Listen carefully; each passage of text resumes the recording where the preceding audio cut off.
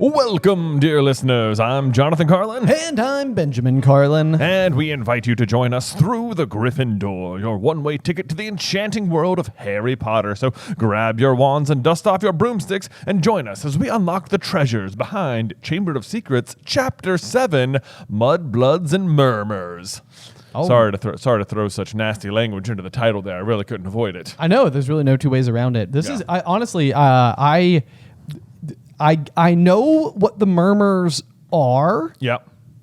I'm surprised that without being referred to as Murmurs, that they're chapter title worthy. I agree. They don't. It really just sort of happens like right there at the end, and they're not called Murmurs, but perhaps the fact that it is like in the chapter title should like clue you in, like that's like extra important. Like notice that, please. Yeah. Not that it doesn't really stand on its own, but right. It feels like maybe the chapter title was chosen for its alliterative properties.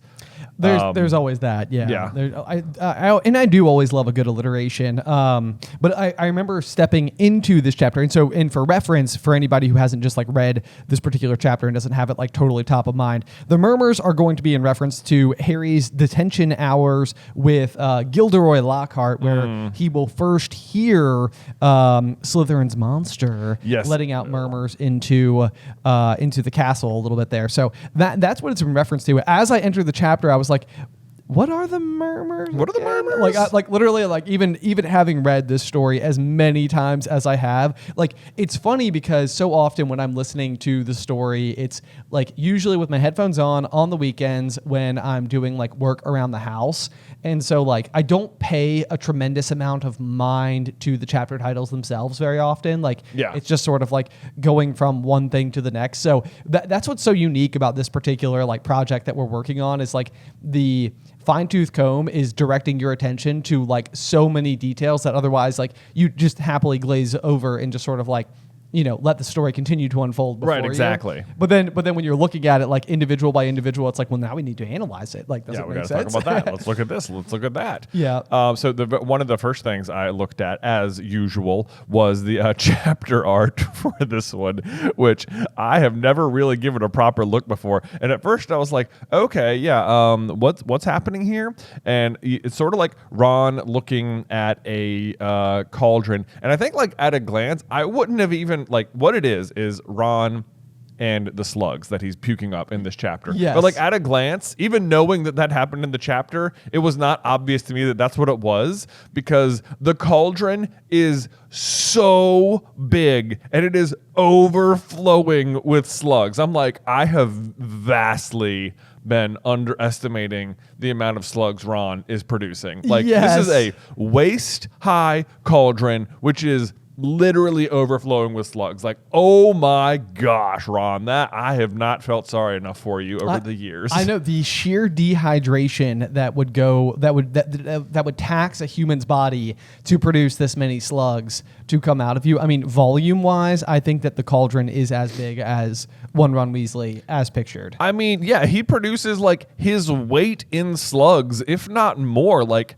where is this happening from? And then to make matters worse, he has to stay up past the midnight in the trophy room, like after being this sick all day. Yes, like, yes. This is like one of Ron's just worst days. Oh my goodness, I think it's a hilarious artwork, but it's it just paints such a different picture. Like I feel like in the movie he's got like a bucket and he's sort of like belching them up, you know, one at a time here and there. This makes it look like there was just a never-ending stream for a good... Like, these are the only ones he caught in the bucket, you know? Can you only imagine if he had actually successfully hit Malfoy with the spell? I mean, there is no doubt that Lucius would have been on premises. For this amount of slugs, he produced like one Draco Malfoy's worth of slugs here. That's way too many. It's like, not for nothing, though. I think it speaks to just how powerful Ron is. Like, I mean...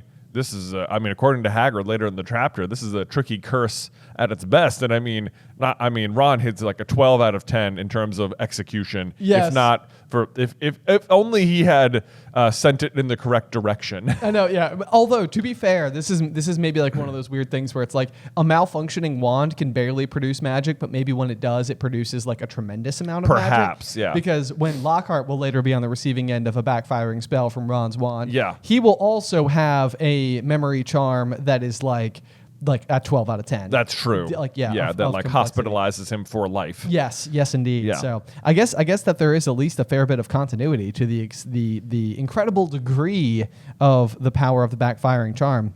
That being said, I'm very curious to hear your thoughts. I'm looking at my first 2 pages, and this might be the first time for any chapters that we've had so far where I don't have anything highlighted or underlined on my first 2 pages at all. I've got a couple of things. Okay. Going here. We already sort of talked about the wand. The thing that happens on the second page is that Harry is excited to just sleep in on the weekend, but nothing doing. Oliver Wood, captain of the Gryffindor Quidditch team, is ready. He is up at like 6 a.m, just in Harry's dorm room, just like, wake up, Quidditch practice, let's go. Which to me is just like, there's like, it is surprising to me that Wood doesn't tell the team the night before, like, hey, we're having Quidditch practice right now. Yeah. It's like he's like, on the one hand, it's like annoying, but on the other hand, I absolutely love Wood's mania about Quidditch and the way he thinks about it. And it's like I can only imagine that from his point of view, is like, if I tell my team that we're gonna have to wake up on Saturday, there's a good chance that the other teams will learn that the Gryffindor team is practicing this early in the season, and they'll start practicing early. So I just have to hit them with the element of surprise on Saturday morning. That way, literally, no one will know. I know. Well, it's really funny here because Wood reminds me so much of our own cross-country coach going back to high school. And the hilarious thing was we would have cross-country camp once per summer. This is a brief story, but one of the big things is that like coach wanted us to be out there before everybody because like a whole bunch of teams from like the whole East Coast would be at the same, Appalachian State University doing cross-country camp. Yeah. And so like, we would be the team that was like out in the lobby first thing in the morning. And his whole thing was that like, he was going to go around to all the rooms and bang on the doors until every single one of us was up for the morning run. Yep. And so the way that we combated it was because he would get super mad if you didn't come out. Like, I mean, you'd be like the center of his rage. And so what we would do is like, he'd come around at 6 a.m. to do this. So we'd be like running by 6:15. And so we would get up at like 5:45 and be in the lobby already. But then it was before he was awake. So he would go and beat down all the doors and be like, they all agreed to not get out of bed and skip the morning run. So he comes down just absolutely fuming, and we're midway through stretches, and we're like, Coach, where you been, man? I did not know that. I missed that one. Did you miss that one? That must have been after I had graduated. That's hilarious. It was so good. It was so good. So anyway, as I was reading this, it was reminding me of our own cross country coach, who definitely had a similar level of tenacity. Just like we are going to be running, we're getting ahead of the game here. Yes. But what is I did notice something is that like Wood obviously has not told any of the team that this is going to be the case, and yet all of the girls have managed to make it down as well. And I am wondering, how did Wood awaken the girls? Because as you know, if the boys try and go up the staircase to the girls' dormitories, like a loud alarm blares. Yes. Which, as I'm saying it, maybe that's just what he did. Yeah, right. Wake up, ladies. Well, he was apparently being loud enough. I mean, the other thing that's supposed to happen is the stairs are supposed to like fold into like a slide, so that you're unable to walk up. So don't know if maybe like Wood just came prepared for that, or had his broomstick and just flew or something. I don't know. What a workaround. I know. Yeah.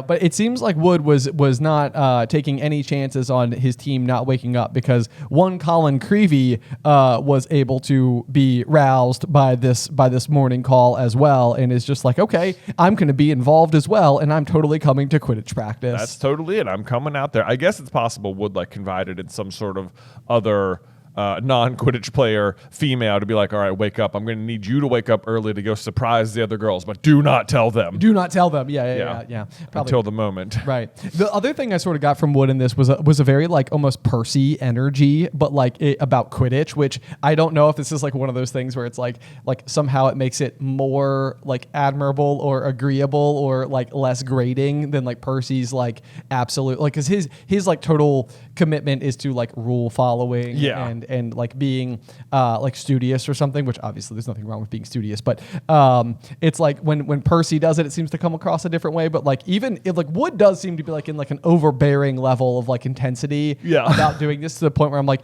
you could potentially be squandering like the effort that your team is putting forth because they're not like in it on the same level as you. Yeah, I mean, I think he's just trying to hope that it, lead by example. Like, it just rubs off on him. Like, if I'm this how can I expect my team to be this committed if I'm not this committed? Yes. That's certainly at least the approach he's going for, and they do all get up and go down. But it's like there's a line later on in the books where Harry is like has to hold tryouts for a chaser or whatever, and Angelina comes up and she's like, "I'll be at tryouts," and he's like, "You don't have to try out, Like, you've already been on the team." Yeah, you've been on the team, and she's like, "Don't hold that attitude. People have lost games because they haven't tried it. They keep playing the old players," and it's like Wood is clearly like, "Nope, not doing tryouts. Got my team. That's it. Done."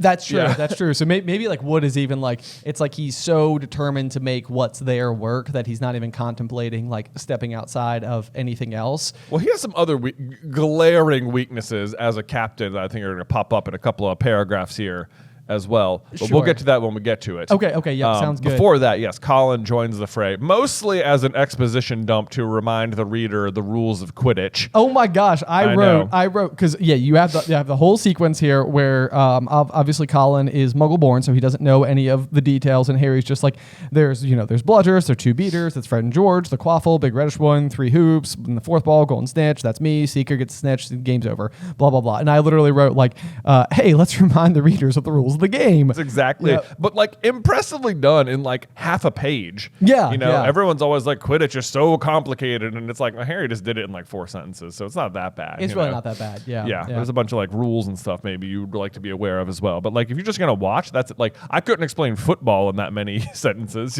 Oh, I know. Yeah, no, can't even begin to do it. But this is another one of those instances though, like where it's like Harry is doing nothing here. Like this is like one of those instances like where it's like he's going to be like ridiculed by like Malfoy for there being like somebody there like taking photos of them, or whatever, like at the Quidditch pitch. And it's like Harry woke up this morning abruptly, didn't know he was going to have practice, and had no intention of anybody following him. And sure enough, it's just like Colin is just so like the absolute worst case scenario for the year Harry is attempting to have. Yes. Because he's just like he's so latched on, he's so interested. Yeah. And there's no escaping it. There's really no escaping it, and without like just being like what feels like openly rude. But like so I did highlight this. One of the things Colin does is he shows Harry the photo he took of him of Lockhart and Harry in the last chapter. Yep. And Harry, it says, he was pleased to see that his photographic self was putting up a good fight and refusing to be dragged into view, which I always think is hilarious. But it is interesting to me that Harry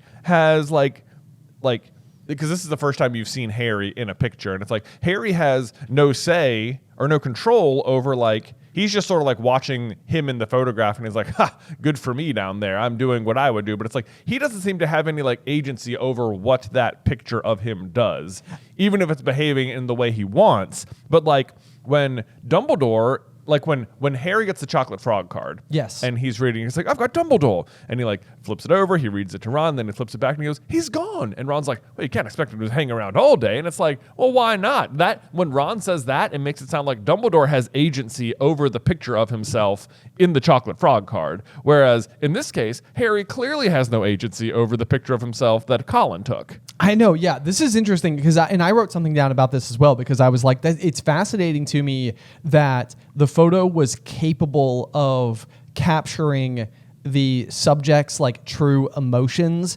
inside of the scene. And so that's like literally like what I wrote down. I was like, is there a chance that like photos in the wizarding world are like extremely good evidence like in the court of law, because like Oh. they would actually be demonstrating each of the individuals like true intentions inside of like any given photo. Sure. So like if somebody was like captured taking a photo with somebody that they didn't want to be seen with, like in the wizarding world, the photo would demonstrate the person who didn't want to be in the photo was actively That would attempting be- to not be in the photo. That'd be so bad to get your photos developed. Like Colin's like taking a picture with Harry, and he's just like, "Hey," and then like he gets the picture, and Harry's like, "No, Right, no." right, yeah. Or Like, like Colin, wow. like even if you're looking at yourself, like so if Colin's looking at a photo of himself, like clinging onto Harry's arm, who is attempting to like exit the frame or whatever, it's like, oh man, this went a lot differently than I thought it did. Right. Yeah. Yeah. Like, oh, that'd be bad feedback. But we actually, so I also bring this up because, Okay. like, comparing it to the chocolate frog cards specifically, because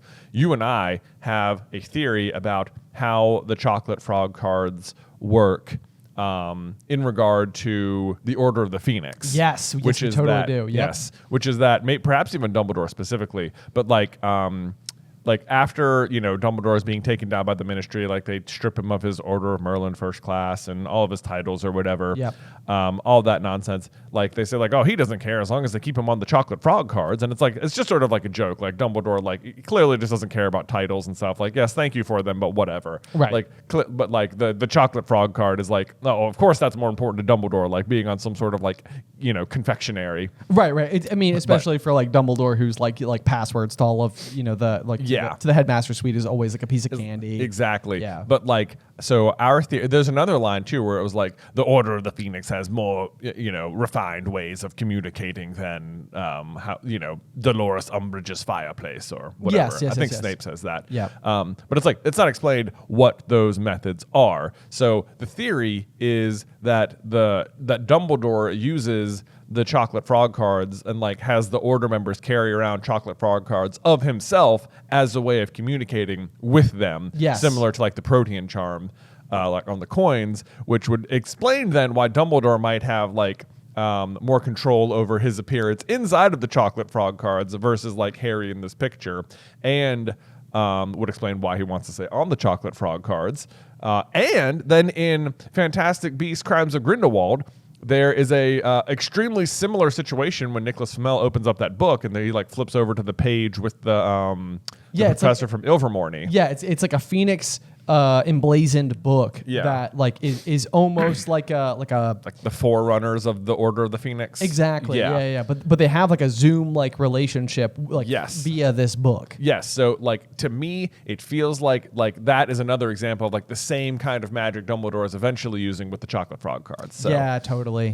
Anyway, this particular sentence just helped confirm that theory in my head that that's how Dumbledore communicates with the Order is with the chocolate frog cards, and it's the sort of thing that Voldemort would never even think to look at because he's incapable of understanding fun things like candy. Exactly. But the other thing I love about that as well is just simply the fact that like Hermione, with no knowledge that this was happening otherwise, also comes up with the coins, like which I mean I know you mentioned already, but it's just interesting to me that like literally like the Dumbledore's army is sort of like the junior version, the Order, the JV squad of the Order, and so it's like they came to the same conclusions. They realized the same kinds of needs, and in particular for Hermione, who would be like, communication is probably one of the most important and vital things that we need as an organization. It just like reflects like Dumbledore's own wisdom in someone like Hermione, who like all that is super cool. So anyway, I totally agrry with you. I think it's such a fun theory. It is so fun. It's like the trading cards. Yes. What good times. What good times.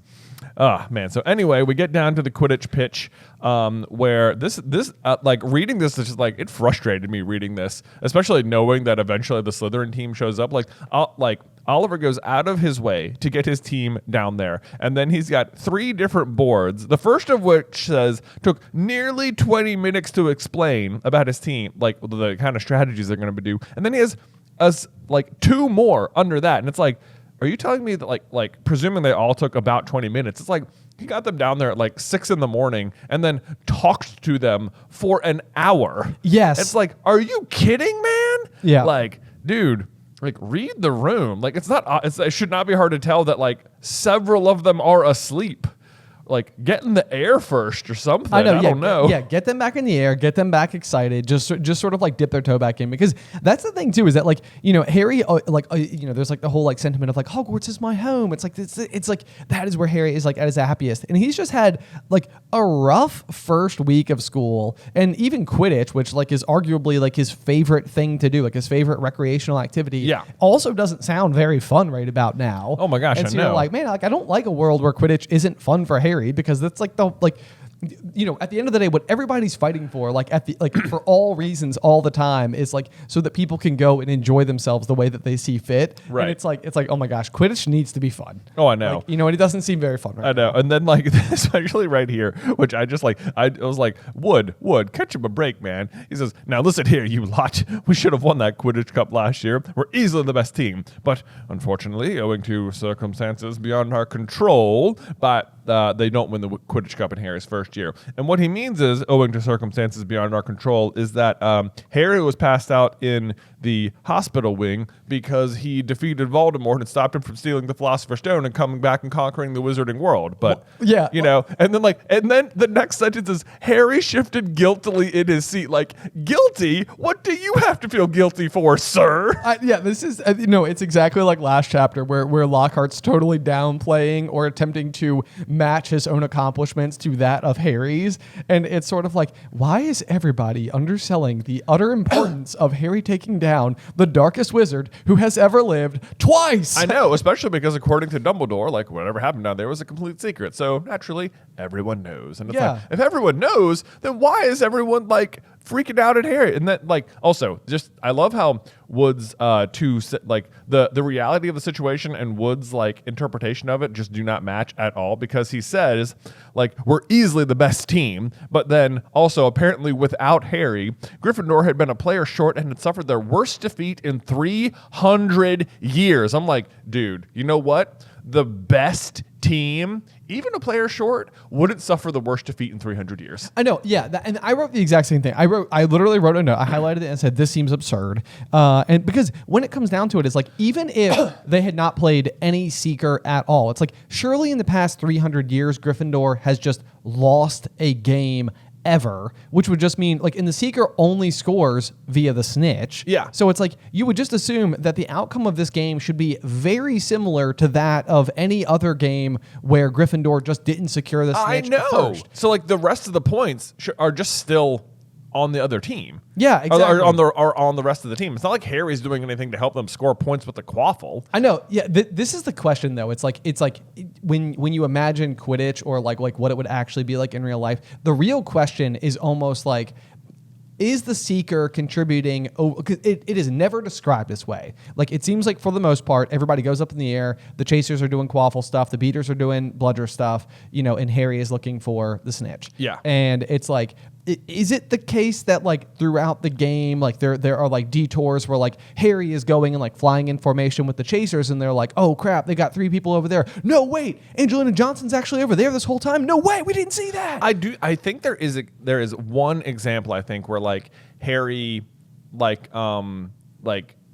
shoots forward towards a group of like oncoming Chasers and like scatters them and like clears the way for the Gryffindor Chaser to score. Right. There is like one example of that, but like it is definitely not happening so much that they should have suffered their worst defeat in 300 years. And it also says they'd been a player short, and I'm like, are you kidding? Because you couldn't get like anyone to play, right? Because like in years to come, like Harry will be a player short and he'll just fill that role. He'll be like, Dean, you're in, or Cormac, you're in, right. Or I think, Harry and Fred and George are off the team at one point, and it's like they still field a full team with substitutes. And speaking of Cormac, last year he would have been a second year. So like, where was he? Like there is a known available player that could have filled in. Yes. Like even if Wood has to go play Chaser or Seeker, Yep. like there, there's no reason you should have played man down. Like, I'm sorry, Wood. There's just that you did this to yourself. The other thing too, and I'm trying to think of the games that we know they played last year. Obviously, Slytherin, I think, is the first game of the season. Is there a game against Hufflepuff next? Is that the other one? Yeah, so that's the one he wins in like 5 minutes. So that's when Snape's refereeing. Okay, so then the last game of the season would be against Ravenclaw. Yes. So like even that one, it would be like such poor sportsmanship on behalf of Ravenclaw to go and know that the opposing team's Seeker couldn't play this particular game because of like very real life important matters, and then just go completely run up the score. Dunk on. Yeah, that's basically what had to have happened because Gryffindor is going into it 2-0. It seems unlikely the whole way around. I think the real issue they have here is that clearly, I think what we will eventually learn about how the Quidditch Cup works, at least at Hogwarts, is that points play a role. So I think at some point, like when Cedric beats Harry in Prisoner, like they're still not out as long as they can beat Ravenclaw by like a certain number. Margin. Yeah, exactly. So I think what must have happened in year one is that like you don't want to give Gryffindor both the Quidditch Cup and the House Cup, and so it's like you want to like make the reader work for that as time goes on. Like this is something like a carrot on a stick that we can still lob out into the future. We can still desire it. We can still covet it. We'll like work our way towards achieving this particular like accomplishment on behalf of Harry, but not this year. And so the big thing is almost like, okay, so they basically came in and beat Slytherin right away. And then they pretty much came and stomped Hufflepuff. Right. So it's like they pretty much, in order to have they would have had 2 wins out of 3 games that they would play. In order to not win, they would have to lose atrociously. Yeah. That's basically the only explanation That's basically it. So like, I wonder who did win then, because we know at least Hufflepuff and Slytherin suffer losses, and it's like Ravenclaw wins against Gryffindor. So like, did like Ravenclaw win the Quidditch Cup last year? That's a good question. I mean, feels likely. Does feel likely. I mean, if they would have put up so many points on unless Ravenclaw lost to both Slytherin and Hufflepuff and only beat Gryffindor, which would also seem I don't know. Yeah. It does seem like if it was the worst defeat in 300 years, it feels like they were like, you know what? If we just put up points, we can steal this thing. No, yeah. Maybe that's exactly it. And so maybe Ravenclaw came in, otherwise undefeated, and we're just like, okay, we got to do it. That's the reason. Do it. Okay, we worked our way into a reasonable explanation for it, but either way, I still think it seems absurd. Yes, that Harry feels guilty at all, or that Wood is like shaming him for not playing is absurd. Yeah. We even get the line, the last defeat was clearly still torturing him. I mean, to be fair, Wood, keeper, you probably let through something like 350. I know. That's true. Yeah. That's true. Yeah, maybe Wood should be beating himself up a little bit. That's true, because like to me, their worst defeat, it like if someone just caught the snitch, it like within 1 minute, like right away, it's like that will always happen. You can almost erase 150 points off every score. Yes.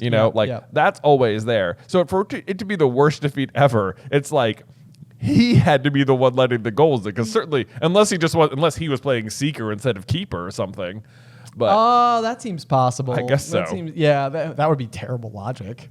Yeah. Like if they just like don't field a keeper and like run a Seeker instead, it's like because you can win even. I mean that's like the whole Ireland win, but Crumb catches the snake. Exactly. Yeah. It's like you are capable of winning the game. Like otherwise. Just if you're apparently the best team out there and you're scoring at will, otherwise just score as fast as you can and don't let their Seeker have a chance. That should have been the strategy.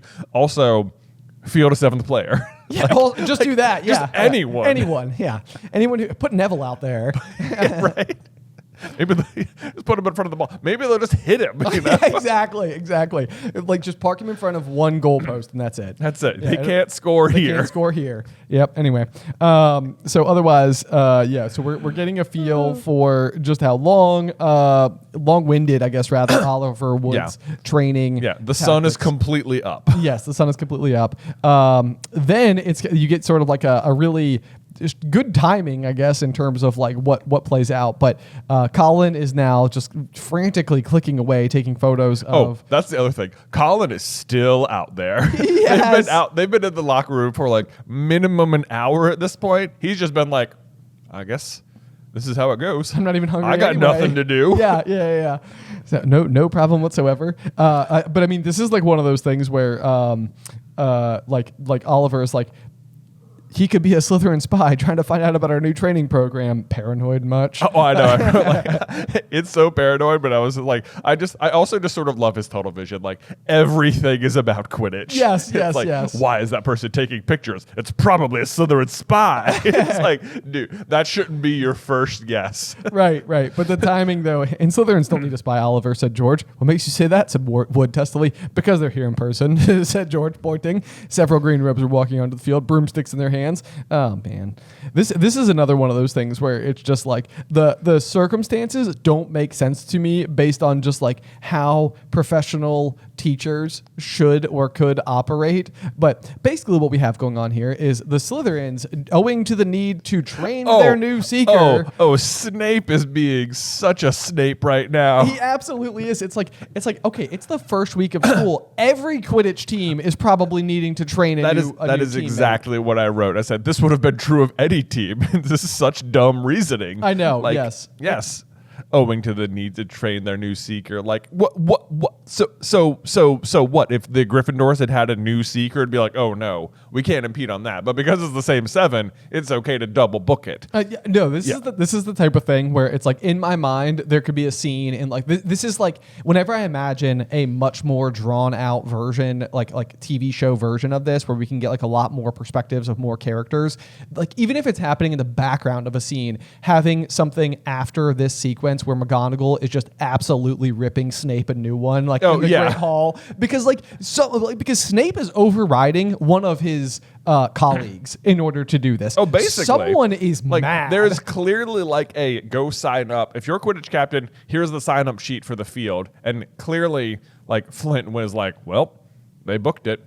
I need to take this to Snape right now. Yes, yeah, exactly. Because that's the other thing too, is that like Wood must have put it somewhere public enough that Flint could know. So going back to your idea that like Wood was trying to keep it a secret or whatever, because he didn't even tell his own team that practice was happening. Yeah, Flint knows. Yeah, he knows enough to go get a note. Right. Yeah, it's like your team doesn't know you have practice today, but the Slytherin team. Now maybe he's correct to be worried about spies. I know. guess. Yeah, there you go. Paranoia confirmed. Yeah, I would love a subplot in the TV show where it's just like Wood versus Flint on the side, and just complete like. Oh, that would be incredible. Yeah, like if you just got this like other plot entirely that is just like their like in class antics and rivalry, and like everything that they're doing, like pulling strings and such. Yeah, no, I love that. That seems like a blast. That'd be super fun. I wouldn't mind more Oliver. Also, I also love though when so Draco steps out and Fred says, "Aren't you Lucius Malfoy, son?" Which I think is a fantastic greeting, because Draco thinks of himself as like so popular and like,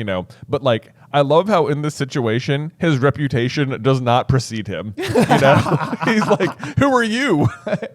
Never seen you before." It's like, and now our grand reveal, Draco Malfoy. Yeah. They're like, "Wait, who? Who? Are you Lucius Malfoy's kid?" Yeah, never seen you before. Sorry. Yeah, never heard of you. Never heard of you.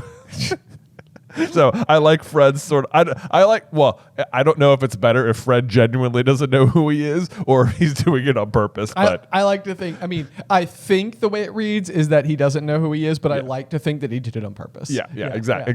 That's okay, so there you go. I'll take that as the interpretation. Then we, of course, learned that for some reason of the year 1993, they have gone from the Nimbus 2000 to the Nimbus 2001, where the entire Slytherin team has all of their fancy new broomsticks. Yep. Sweeps the board with them. Again, I think it's just worth pointing out that when these books were coming out, it was like when the time period in question, the in-canon year is what, 1992? No. Right? So. Oh, yeah, I guess you're right. I guess it would be 92 now, technically. The in-universe year is 1992. So the fact that they came out with the Nimbus 2000 and went straight to 2001, which when the books were coming out in the real world was happening like at the turn of the century, so around 2000 and 2001. Yes, exactly. It is just silly that this is their naming convention for the brooms at this point in time. Yes. But exactly. whatever. Yep. Not important. No not important. Yep. Yeah. Let's see. Draco goes on to list off some sick burns. He's like, you could raffle off those clean sweep 5s. I expect a museum would bid for them. I was like, that's pretty funny. Oh, really? Oh my gosh, it's so funny because I literally think it says the Slytherin team howled with laughter, and I wrote, really not that funny. That's really hilarious that our interpretations were exactly opposite. Because it's like, I don't know that I've ever said anything in front of a group of people where it made the entire group of people howl with laughter. Yeah. So anyway. I think maybe it's because like maybe it was the Shooting Stars or whatever broomstick we were reading about Ron, where he was like being outstripped by butterflies or something. Yeah. It was like they were genuinely super old brooms. I was like, oh, he's probably right. Yeah, that's true. That's true. But then Hermione totally zings one back with the. She does. At least no one on the Gryffindor team had to buy their way in. Yeah. They got in on pure talent. Yeah. I also wrote sick bird next to that. Yeah. So. I put boom. Boom. I love it because this is like, and I even like the fact that it says the smug look on Malfoy's face flickered. It's like yeah, Malfoy. Mm-hmm. Yep. Yeah. You it's didn't. like, Yeah. He's like, that's exactly what happened. Butts. And then it's not like he goes on to like win many games either that I'm aware of. That's true. That's true. Maybe. Yeah. I mean, we know he can fly, but we know we can fly. Then of course though it kind of takes a turn for the worst, as sometimes things do in high school, where Malfoy just takes it way too far and calls Hermione a filthy little mudblood, which is like one of those things where it's like I feel like I will say it the one time necessary to describe what he says, but even saying it out loud, I'm like, I just don't like saying it. rude. You know, It's such a mean thing to say. I know. So we needed the context, but that's the end of that. So anyway, yeah. So just a horrifically mean thing, and I mean, even if you don't know the context, which I think sort of is what's happening a little bit like with Harry and Hermione themselves, it's like you can tell like what he just said wasn't a good thing. Oh yeah, absolutely. You can tell, and obviously the team reacts in such like a visceral way. Yes, like it's like, all right, that's it, time to bust out some wands. Yep. And Ron of course busts his out, and we sort of talked about this earlier. Apparently, he hits him with just the world's greatest slug belching curse known to man, except it hits himself. But Ron also, in this moment, does not utter an incantation. Right? So not only does he perform what Hagrid will describe as a very tricky curse, but he does it very powerfully and non-verbally. I know, yeah. Like don't skate over Ron here. Well, and that was another one of like, as I was reading the chapter, I was like, he's not going to say eat slugs again, is he? Yeah, like, it's like I'm pretty sure just like, last you chapter. just said that, man. It's like you got to pick something else. Yeah, But you're right, and it's also interesting that it's a jet of green light that shoots out the wrong end of Ron's wand. Yeah, which I was kind of like, man, jet of green light. Like we know what a jet of green light typically is. I know, right? It's normally it's the same color as Avada Kedavra. It is indeed, yes. There's that, and then I think this chapter I just thought was very funny. So Ron starts belching up the slubs. Carlin shows up to just make matters worse. He's like beating away. He says, "Ooh, fascinating!" Raising his camera. Can you hold him still, Harry? I literally wrote. Like, Colin, read the room, man. I wrote, read the pitch, Colin. That is so funny. I know. It's like, can you hold him still? It's like, oh yeah, I'm just vomiting up slugs over here. Don't worry. Yeah, take a picture. It's like, Colin, those are our rivals, man. Stop it. Oh man. I know. I thought that was really funny. Anyway, there we go. So they bring Rod to Hagrid's hut, where, of course, Gilderoy Lockhart has just inserted himself into the situation, wearing robes of palest mauve today. Mauve? Which is the pale purple. Oh, is it? Okay. Yeah. So he's deviated ever so slightly from his green looks. Yeah, or his blue looks. Yeah. Can we remember our last batches of Oh god. of colors? It was no turquoise. Was that it last time? Man. No, it was Forget Me Not Blue and then turquoise and then some other aquamarine. Is it aquamarine? I think aquamarine sounds right. He has had aquamarine at some point as well. And then Forget Me Not Blue, Yeah. I think is at the yeah, what's he teaching class in? I know, that's the question. Oh goodness gracious. You'd think that we're putting so much energy into this particular endeavor. I know, to remind me. And we're still so bad at it. I know. I just want to overcome this problem, and yet I'm immediately seeing why it's such a challenge. So anyway, he's wearing palest mauve and he comes striding out. I'm curious how many like cases he needed to bring with him to school, because it seems like sounds like a lot. Yes. Either which way, though, we get another instance of like Hagrid clearly like just plainly saying like this guy doesn't know what he's talking about. Oh, I know. Yes. Yes, and specifically about how to get kelpies out of a well, which I put 3 question marks next to and said, really? Aren't like kelpies like huge? So I mean, isn't a kelpie what we see? Oh, like the horse? The horse, like a water Right. horse type creature? I think you're right. Like plimpies, maybe. Yeah, I Plimpies out of a well. Also, like, do we even know of Hagrid having a well? Or, like, I'm trying to imagine what prompted Lockhart to go down there. If he just, like, woke up and was like, I think I'll have a chat with Hagrid about how to remove kelpies from a well. Yes. Yeah. I know, yes. Just, It's like, why?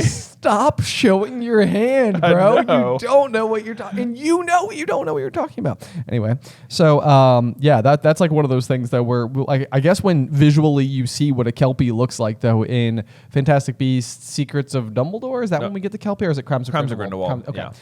It's like wow, okay, the kelpies plural are in as well. I know. Are they? Is Newt's just huge, or maybe so? Yeah. Maybe they're freshly hatched kelpies. Also, Hagrid's advice to Ron is, I don't think there's anything to do except wait for it to stop. I was like, how would you know? Have you been hit with this? Like, that is not the news I would like to hear if I was Ron. I'd be like, yeah, let's go to the hospital wing. There must be something you can do. Surely. Because it doesn't stop until like after midnight. But Hagrid does say that it's a complicated spell, so I mean, maybe he's done it before. Yeah, it's a difficult curse to work at the best of times. Yeah. But with a broken wand. Oof. Let's see. The other like tiny little noteworthy thing here is that Hagrid growled Hagrid's moving a half-plucked rooster off his scrub table and setting down the teapot. That is just like a tiny little nod that there are roosters at Hagrid's. Yeah, I mean it's not only a tiny little nod that there are roosters at Hagrid's, but I think also it says just like a page later that Ginny had just come by the day before. Yes. Talking about like possibly hoping to run into Harry. Yeah. And so at this point, I mean, we know because of the Murmurs later on in this exact same chapter, we know that Ginny is starting to do things already. Oh, I know. Just the first week of school with the Chamber of Secrets. Like so the diaries are. I mean, I guess we sort of already knew. I guess she's already been writing in it before they left because they had to turn around to go get it. And she was like, "Oh my gosh, diary!" Yes. So for full context, the cry of a rooster can kill a basilisk. Yes. Which would be the reason why they keep being killed. So it's possible the half-plucked rooster was done by Ginny, and in fact, the reason that Ginny was hanging around Hagrid's hut had nothing to do with Harry at all. Oh, for sure, it had nothing to do with Harry. Yeah. And instead, she was the one who possibly like. Yeah, did she kill this rooster? And now Hagrid's like, well, I may as well eat it. I think so. Yeah, I think that is the takeaway here. Yes. So anyway, then we learn a little bit more about. Hermione is attempting to defend Lockhart, basically saying to Hagrid, like, I think you're being a bit unfair. Professor Dumbledore obviously thought he was the best man for the job, and so I wrote for a job, but maybe not the job of teaching. And as per always, we keep bringing up Dumbledore's big plan and showing Harry about the dangers of fame. Then Hagrid begins to allude to the rumor that the Defense Against the Dark Arts position is jinxed, which Hagrid is like on the money with a lot of stuff in this chapter. It's like he's obviously wrong about what Ginny's intentions are, but he can tell that Lockhart is full of it, and he is into the rumor that the Dark Arts job is jinxed, and no one's been able to hold it for a while. And it's like, yes, which is to me is always surprising that no one's like really figured it out yet, because it's been like 30 years or something. Or how long has it been? I was trying to do the math. I don't know if we know the exact year, because let's see. So this is like one of those like math, but like Tom Riddle I think was born in 1926. And so he would have graduated Hogwarts in 43, and then he's like off working at Borgin and Burke's for some amount of time because he's denied the job of teaching immediately after school, and then he returns to Hogwarts. I've always sort of thought like circa like 1950, or like somewhere in that range. And so this would be this is when he hides the diadem. Yes, be hiding the diadem. So this is approximately, and then Dumbledore denies him the job, the second time, and then it's been cursed since then. Yeah, so I think 40 years is a safe bet at least. 40, so for 40 years, no one's been able to keep this job for more than a year. Right. It's almost surprising. This is another thing, like when you learn later on that, like, because you also know that Snape wants this job. Right. Which I guess maybe Dumbledore is hesitant to give to him because he thinks that means he'll be, like, something will happen to him that year. That probably is the ultimate interpretation. Yeah. And maybe it's even something that Snape himself is unaware of. Yeah. Like, why do you keep turning me down? Like, I want the job. I know, like, come on, dude. Especially because, like, his later solution is, like, to go get Slughorn. It's like there are other potions professors he could go get, too. True. So Snape could have the job. But, Right. Clearly, I think that just points again to like Dumbledore really wants Harry to see this particular kind of fame and not aspire to it, and that's why he's leaned on Lockhart instead. Yep, there you go. Also, it's ridiculous though that like by the time Order of the Phoenix rolls around, that he can't find someone to fill the job because he literally has the Order of the Phoenix at his disposal, and it's like, why you can just make someone do it now? I know. You don't even have to like ask for a hire. Right. No, I know. Yeah. It's like at this point in time, just have Tonks come teach. It would be super interesting and way more fun. Although it's like Umbridge is like one of those things where it's like you desperately want it to not have happened, but I think that that's like part of like a morbid appeal of Umbridge eventually, which I'm sure we'll talk about a lot when we get there. But it's like you have every reader seems to have like a visceral dislike of this particular character, and it's like that's accomplishing something. Yeah. Is it like, I mean, is there any chance that Dumbledore like wants her there for the same reason, just to like make sure Harry will not trust the establishment? I think there's something to that. Yeah. I mean, because she would be like everything that would be wrong with the establishment, where it's just blind faith in what's going on. I mean, it's actually kind of similarly to like what Hermione has with the Gilderoy Lockhart books right now. Right. Ironically, which is just basically that she's always trusted books, so she just assumes that they can't possibly be lying to her. And Umbridge basically has just always trusted the establishment, and therefore it must be correct. And like, anybody who's standing in opposition must be wrong. Exactly. Yeah. All right. So let's see. They tell Hagrid more about what it was. I love how like just how upset Ron continues to be, even though he's like puking the slug. He's like, it was bad. It was about the most insulting thing he could think of. Like manages to explain it, which I love that Ron gives this explanation here, like in the book, because like this is something that they switch who does this in the movie, where Hermione is the one giving away this information, and it's just like one of those things where they steal from Ron's importance in the movies, where it's like this is the sort of thing he's good at, like he's lived in the wizarding world, so he knows like the what these racial slurs mean in a way that like Hermione doesn't. Exactly. Yeah. And I think you're right. Like it's interesting in the movies the frequency, like that there's like little things like that kind of get tossed around. And it's like, I mean, maybe contextually, like I don't know, like it could work for some other reason that is harder to see. But like I agree with you where it's like the key thing that Ron is usually able to provide the group that both Hermione and Harry don't have is a lifelong history inside of the wizarding world, and therefore just kind of like this general wealth of knowledge that's hard to know any other way than having lived it. Yes. Yeah. So of course he knows it. Then I think we get some really great Hagrid moments.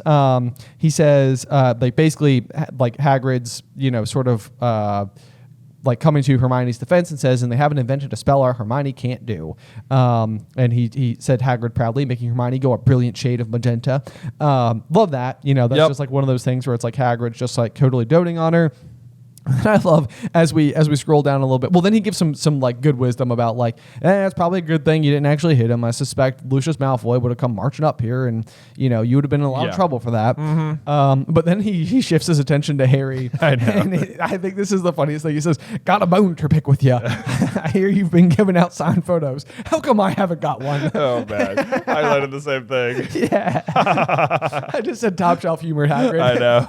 It's like he just knows exactly how to poke him right here. It's like this is like one of those things where like Hagrid is not always like the most like socially conscientious person we've ever met, but this is like one of those where he's understanding the layers of the situation well enough to know like Harry's gonna hate this. Yeah, I know. Yeah, it's like he's like it is funny. He's like actually trolling him right here. He is a little bit, and he totally gets him too. Yes. Oh my gosh, only joking. You're more famous than him without trying. Or he says he said that to him. He says, bet he didn't like that. Don't think he did. man. I mean, there's something so as someone who is like a textbook people pleaser in life, this whole exchange here to me is something that like I aspire to, where it's just sort of like yeah, said something he didn't really like it that much. It's like oh well. Like good, too bad for him. Too bad for him. I know. Sucks to suck. Yep. Oh man. So we continue on at Hagrid's here.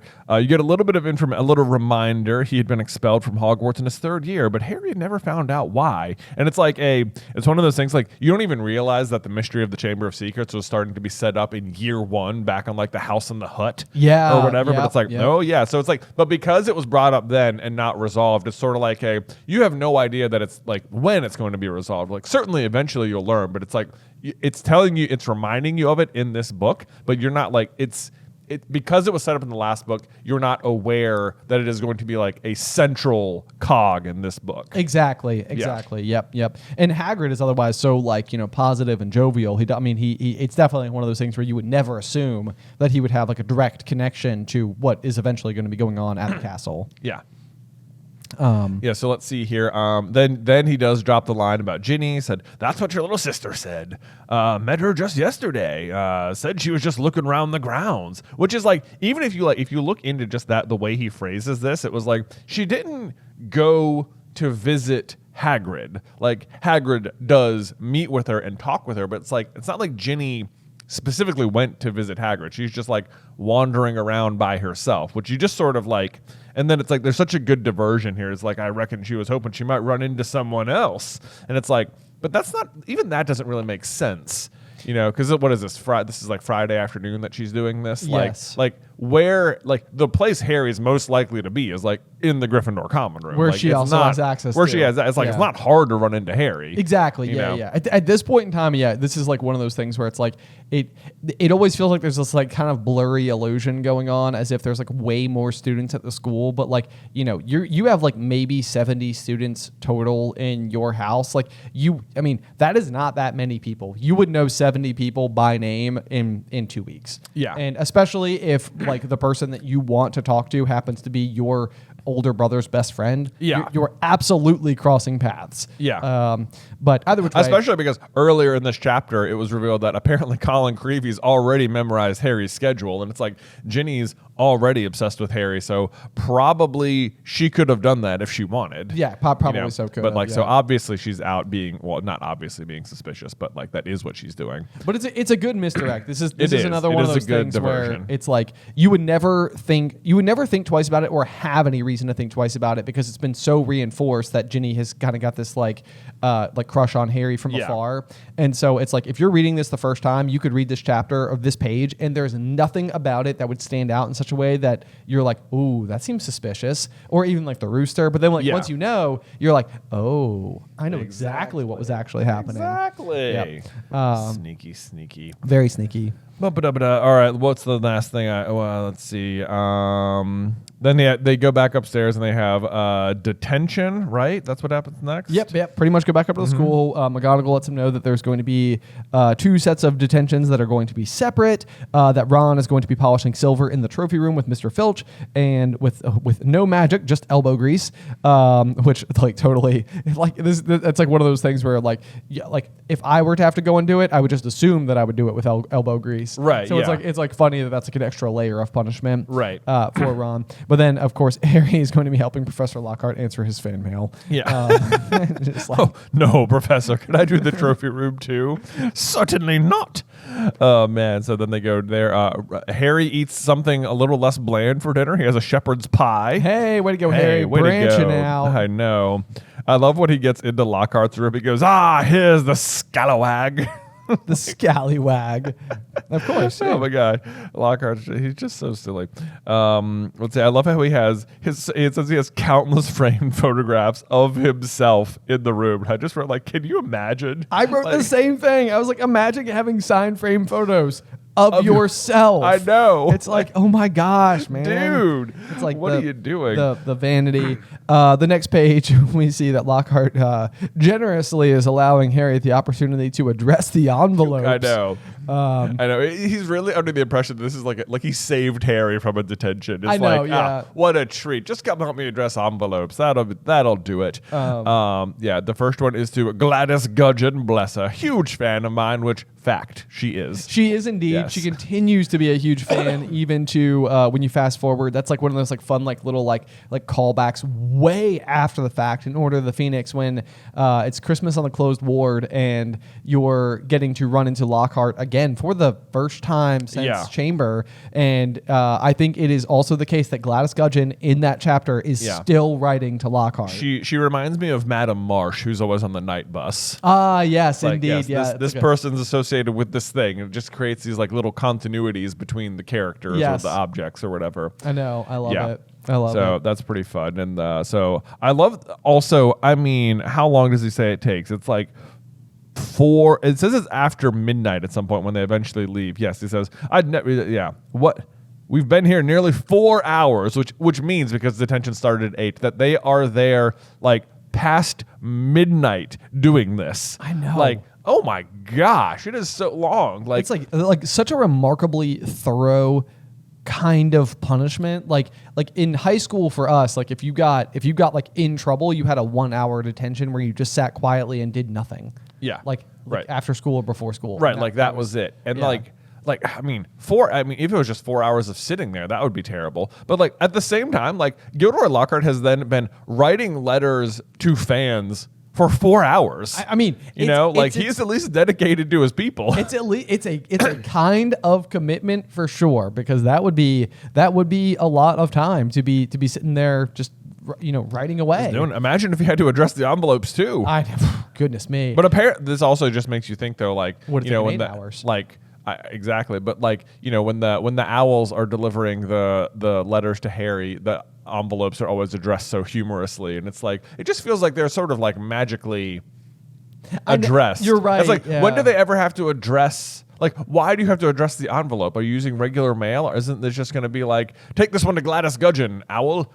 Done. That's a good point. Like, why do they have to address it at all? I don't know. I mean, maybe this is more like one of those things like where, because like Harry has like affinity for Hedwig, and Hedwig knows the people that Harry knows, and there's like direct instructions. But like maybe if like Lockhart has to go and take what I have to assume is like 200 pieces of fan mail up to the owlry, like there needs to be like some associated direction for the owls. I guess so. Maybe that's the case. Yeah, like if he's just going to drop them at the post office and be like, send all these. Exactly. Or sort of something. But like even then, it just seems like you could just like write Gladys Gudgeon on it, and they'd be like, "Here, take this to Gladys." Yeah, exactly. By addressing the envelopes, you mean like just writing their name on it, or right. Maybe Harry doesn't have that hard of a task. It's not that bad. Because otherwise, how does Lockhart know all their addresses? Also impressive. Yeah. Also impressive. Maybe there's like a return mail thing on all the fan mail itself, so that they can do that.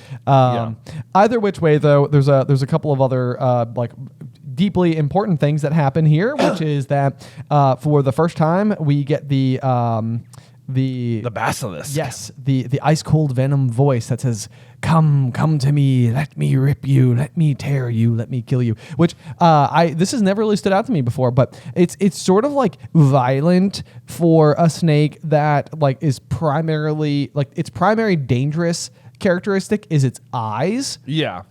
So like, I mean, I guess it also has basilisk venom, which as far as we know is one of the most powerfully toxic materials in all of the wizarding world. But it doesn't seem like the tearing and the ripping and such. It's not necessary. It's just a little dramatic. I know. It's like, I love it. This is just sort of the snake's inner monologue. He's just like slithering around, just like, I'm gonna kill you. I know. I'm gonna kill you. I'm gonna rip you up. I know. If this basilisk hung out with other basilisks, they were like, "Did you do the thing again?" And he'd be like, "What? What thing?" It's like, did you patrol saying all the things that you're going to do to your victims? Also, this isn't in the basilisk's mind. Sorry, I said inner monologue. He's talking. The basilisk is talking to itself out loud to nobody. Yes, right? yes.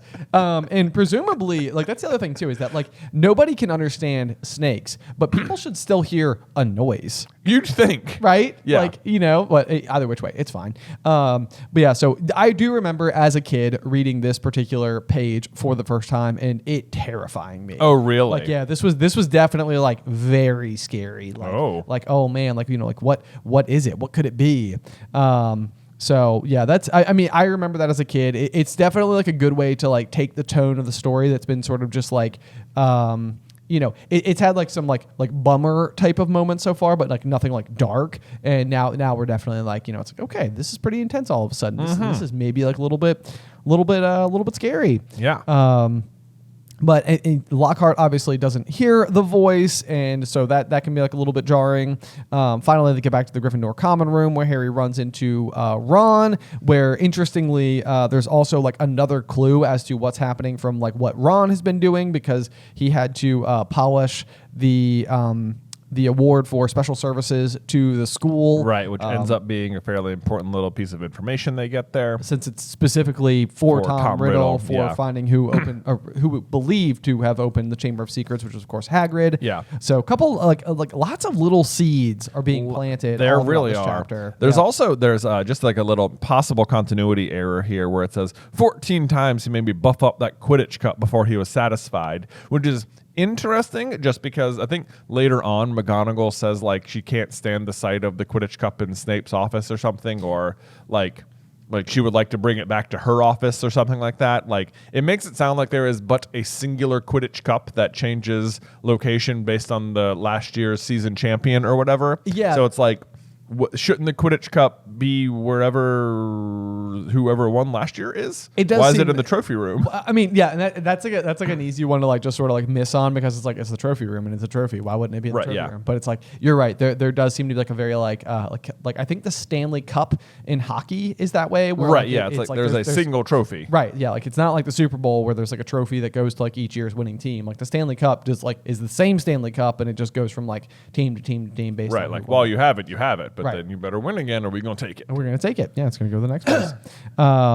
So anyway, but that pretty much wraps off our chapter for us. It does. Which honestly, this was kind of funny, because coming into the chapter today, I was sort of like, I don't know. I was like, was there enough to really like put together like a really like firm? Because a lot of the chapter is sort of like explaining the rules of Quidditch, which of course everybody like who is listening to this podcast already knows. Yes. So there's like a little bit of like exposition type stuff that's going on, but then there is enough important stuff going on as well that like you gotta go through and sort of like dial in on all those details. So that was really fun.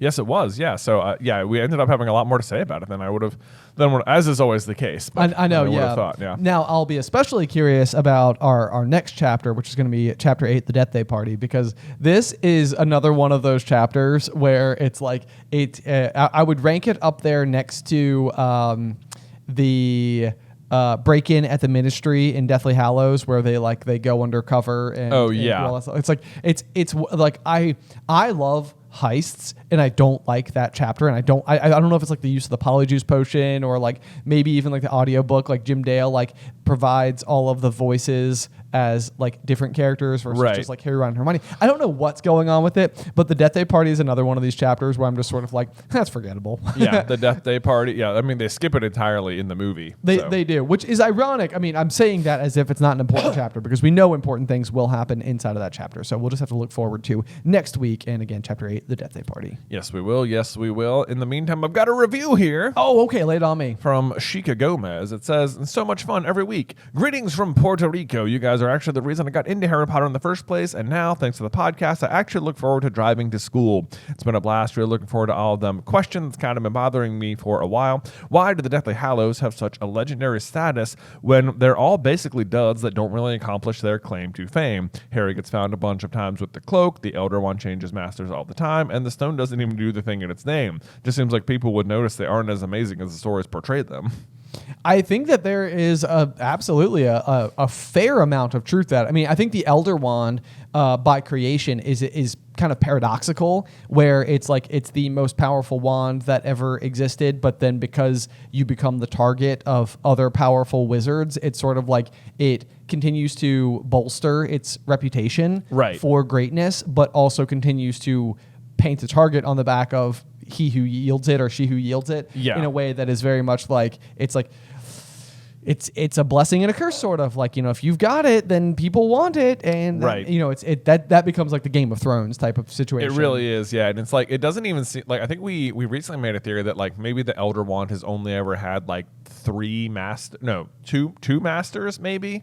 Yes. that like Dumbledore and Harry are the only people to like ever have been like true masters of the Elder Wand, and everyone else just it's like its reputation is what's doing most of its work. Yes. Yeah, like it is the most powerful if you are its master, but like most people just aren't, and it's just a wand, and they're just powerful because they like they seek power, and that's like partially because they're already powerful, and so they get the wand, and that like it looks powerful because they're powerful, but that's about it. Yeah, so I mean, and that's the thing. Yeah, I mean, of course, it continuously performs extraordinary magic because it's always in the hands of extraordinary people. The thing that Harry does, in particular, and we would suggest that Dumbledore does, is repair another wand. Yeah. In a way that actually successfully repairs it, which is what we know Harry does with his Holly wand at the end of Deathly Hallows. Right, and what we assume Dumbledore has done for Hagrid. Yes, exactly, because Hagrid's wand is supposedly what we'll learn in this very book is eventually snapped in half, or maybe even is described in the first book.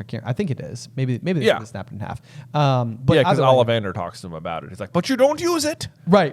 Yeah, and so it's funny because there's like always this sort of like quiet little illusion that like Hagrid's wand is like inside of like the flowery pink umbrella, and it's just like it just is in the pink umbrella. Like, I don't know who we're kidding here. It's like, it's absolutely it's definitely in there. And it's like, look how Ron's wand is behaving, and it's not even like fully broken in half. Like, apparently Hagrid's was fully broken in half, and he never has any problems with it, whilst it is also concealed as an umbrella. And it's like, it's because it's not broken at all. Like, it's concealed because it's not broken. Yes. So what we always wanted to see out of the Fantastic Beasts series was a scenario where, obviously with Beasts being at the central focus of the larger narrative of Dumbledore versus Grindelwald, we always just assumed that Hagrid was going to eventually be involved in such a way, because Hagrid would be expelled in 1942, and that would be 3 years prior to the duel with Grindelwald. Right. And so what we've always assumed is that, like, the reason that Albus Dumbledore trusts Hagrid with his life is because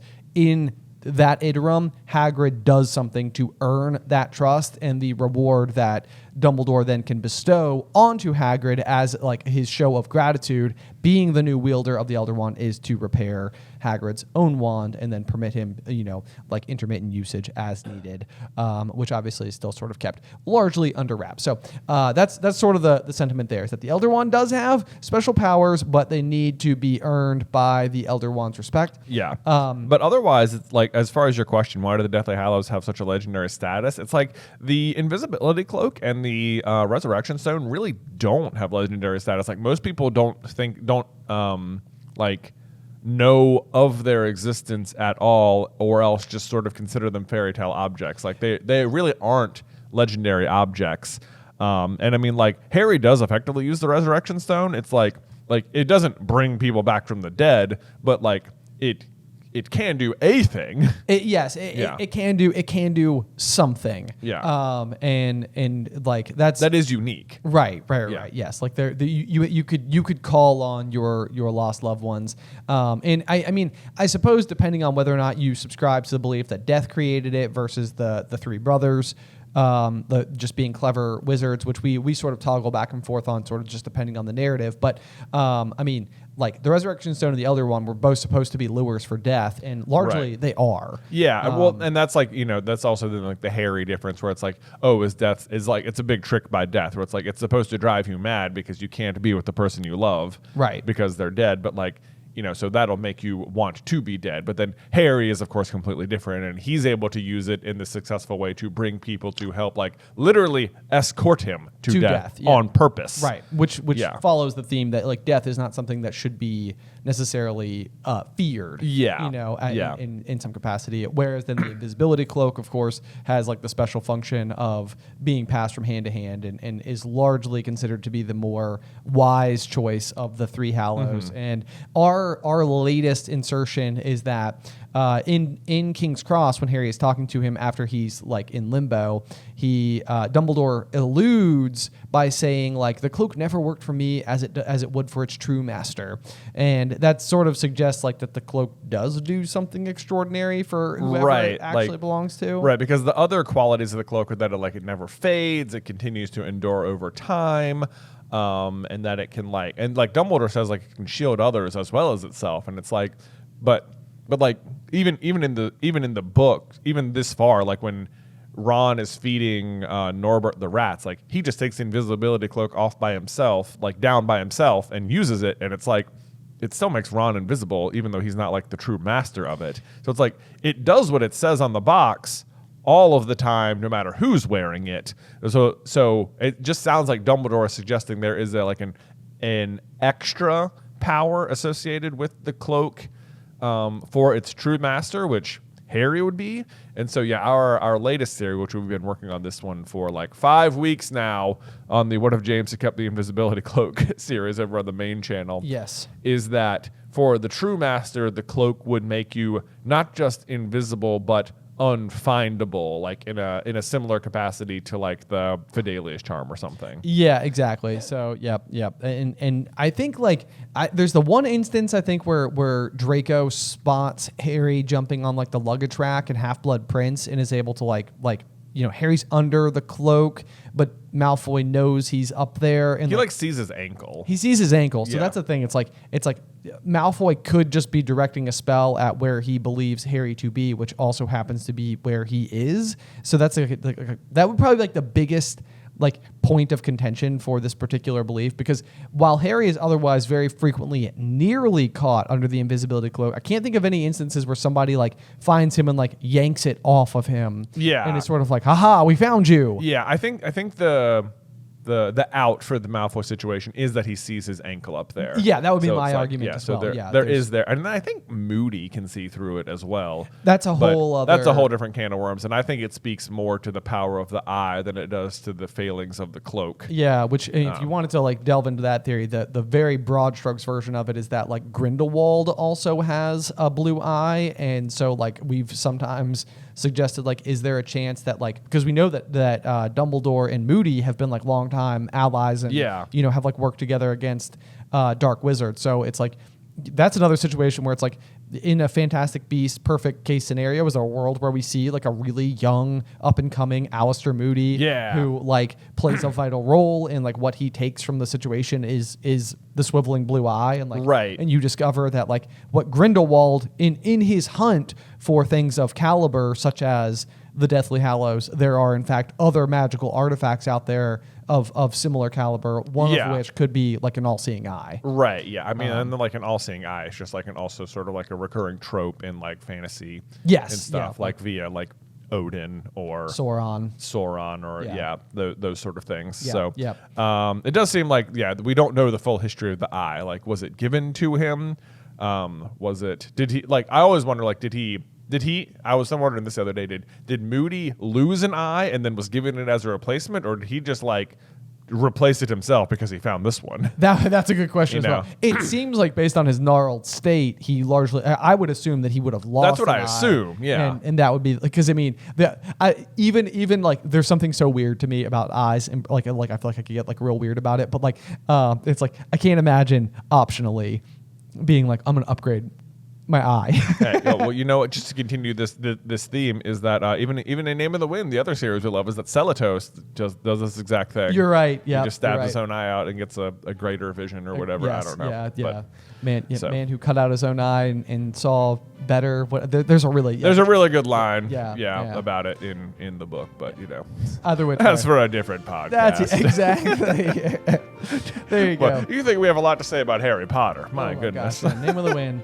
If you haven't checked it out, please do. Otherwise, I think that should be everything for today. That should be everything for today. Join us next time as we venture into Chapter 8, The Deathday Party on Through the Griffin Door.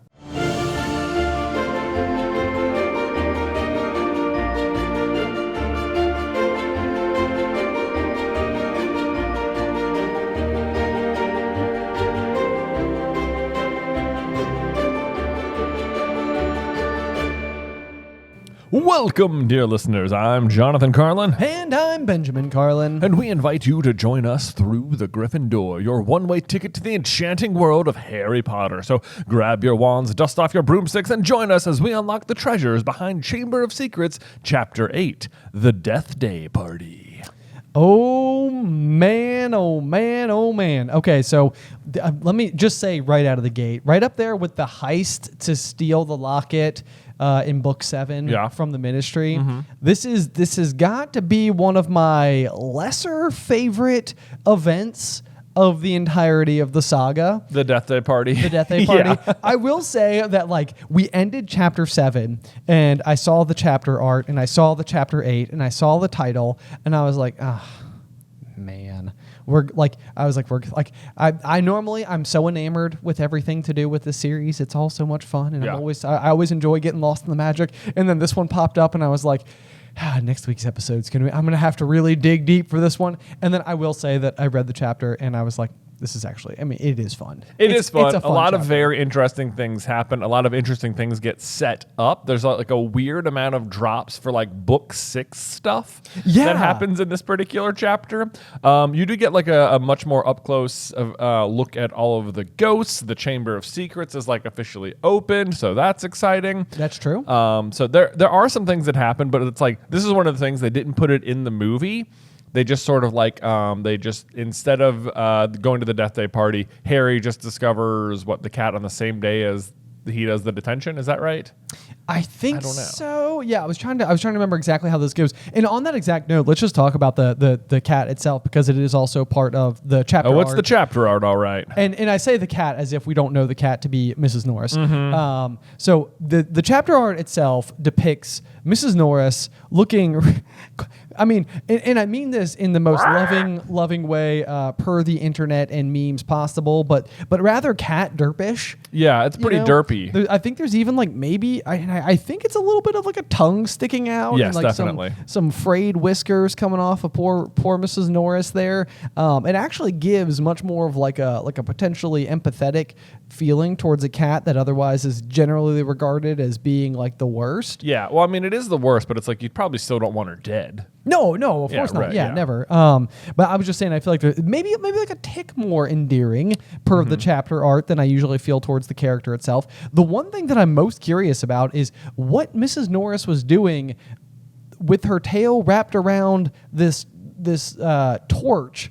Do you know, that is an interesting note because I was going to say, well, clearly Ginny just hangs her on the torch post petrification. That's dark. It is dark, but also maybe impossible, right? Because if you're petrified, the tail wouldn't bend. It wouldn't bend, yeah, for Right. sure. So you would almost need like the tail to already be like pre-curled. Pre-curled. So, It's like I don't really know because the other thing too, at least in the chapter art, depicts like a flaming torch. Yeah. So like you could imagine a world where maybe Mrs. Norris would be like posted up, like parked on top of like a lantern or something, like Yeah. mounted on the side of the wall, and then like just sort of like swung down and Yeah. was sort of like dangling. But I do feel like the compromised position that we find Mrs. Norris in doesn't work quite as well as it does for the rest of the characters in the ways in which we find them per their petrification. Yeah. If that tracks. I guess there's water on the ground, so maybe she jumped up on the torch to avoid the water because she's supposed to have seen it in the reflection. Yeah, that's a good point. That's a I good guess point. that's possible, It's but not- it still doesn't seem like she would wrap her tail around it.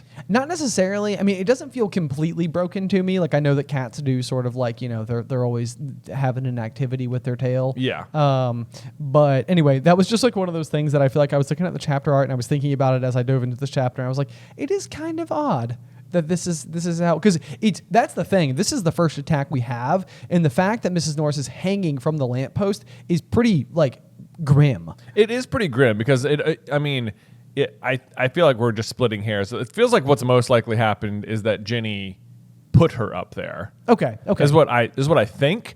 I don't think that should be possible based on what petrification Supposedly does. Yeah.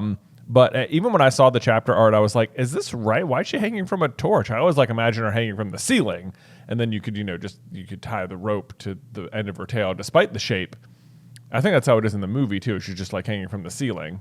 Hey, is that right? Am I remembering this so completely wrong? I don't know. Maybe not. I don't know. I haven't watched Chamber of Secrets in a while. But in this chapter, it does actually say Mrs. Norris, the caretaker's cat, was hanging by her tail from the torch bracket. So Okay, there we go. The chapter art is in fact correct. In fact, correct. Per the canon. There we go. When in doubt, count the books, not the movies. Yes. Sound good? Sound good. Sounds good. Okay, so the other kind of interesting thing about this particular chapter as like an overarching theme is something always happens on Halloween. Oh, yes. Yes, absolutely. Which is kind of interesting, just because it's like we know about the Defense Against the Dark Arts position being cursed, and like no teacher is able to like last for more than a year. Yeah. But it's also like, last year in year 1, this is like when Quirrell lets the troll in. In year 2, it's the Deathday party, but it's also the first attack within the Chamber of Secrets. Right. In Prisoner of Azkaban, technically what's actually happening is Sirius Black is breaking into the castle. Right.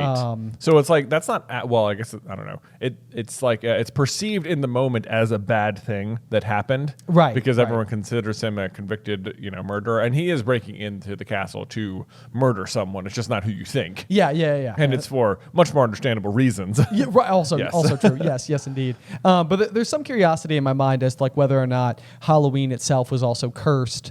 Like in some weird way, like when Voldemort's backfiring of Avada Kedavra. Right, because it's the same night that Harry is attacked as a baby as on Halloween. Yes. However, to that end, Sir Nicholas de Mimsy Porpington was also murdered or was also beheaded on Halloween. Yes. So it's like maybe it's more to do with like the Gryffindor Slytherin split than with Voldemort specifically. Oh. That's kind of fascinating because he is the ghost of Gryffindor. Because he is the ghost of Gryffindor. And then the night. Okay, let's think this through for a second because that's interesting. So then the night of Voldemort's attack, you would have Slytherin attacking Gryffindors. So that is an easy one to solve. Yeah. Lily and James both being Gryffindors. Right. Yes. And Tom Riddle being a Slytherin. Yes. And then I guess technically in year 1 you would have the troll attacking Harry, Ron, and Hermione, who are Gryffindors, on behalf. I mean, it's Quirrell, who's a Ravenclaw.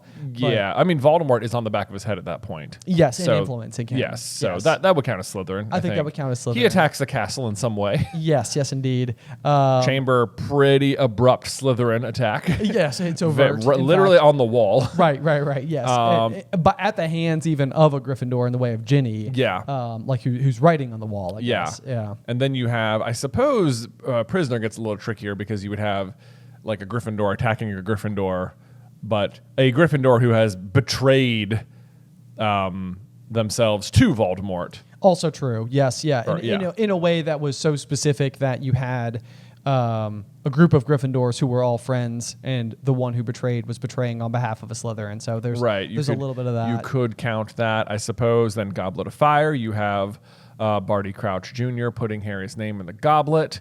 Do we know Barty Crouch Jr.'s house?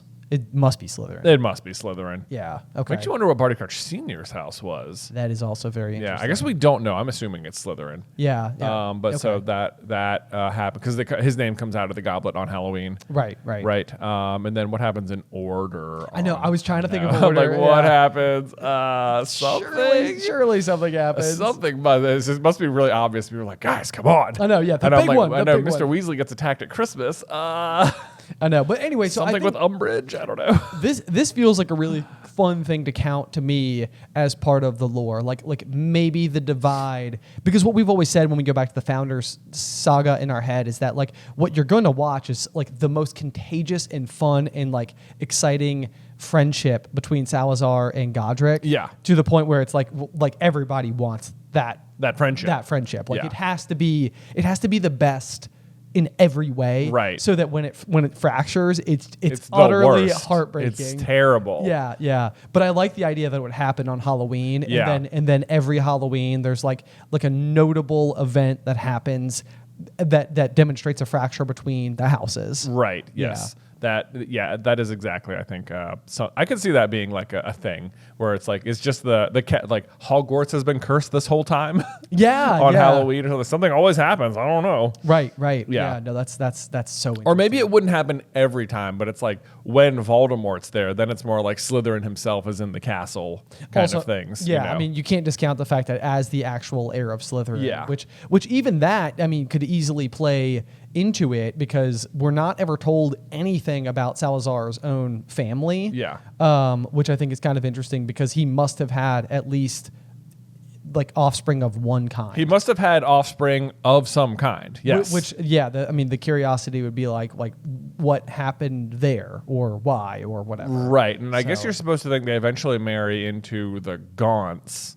Eventually. At some point down the line. And somewhere in there is the Cadmus Peverell line gets mixed in with the Slytherin line. Arguably before or Yeah, we don't after. know whether Yeah. it's before or after. I've tried to look that up so many times, and people are like, yeah, it's hard to say. Because everyone tries to cite the date on the grave in the movie for the Peverils, and it's like, that's not necessarily canon. Yeah, that's like, you know, that puts too much power to like the prop designer, which well done on the prop, but it's like it's one of those things where it's like, yeah, we can't let that be the dictating force behind you know what we consider like to be. But we also don't know when Hogwarts was founded. But that's okay. So this is the other. I know we're way off the rails, and I'm so sorry about that. But I feel like the thing that I would love about the Peverils predating the founders is that it provides opportunity for even the founders to be dealing with powerful magical artifacts. Right. But like for the most part, you think of the founders as kind of being like the dawn, if you will, of like wizard kind. Right. But in reality,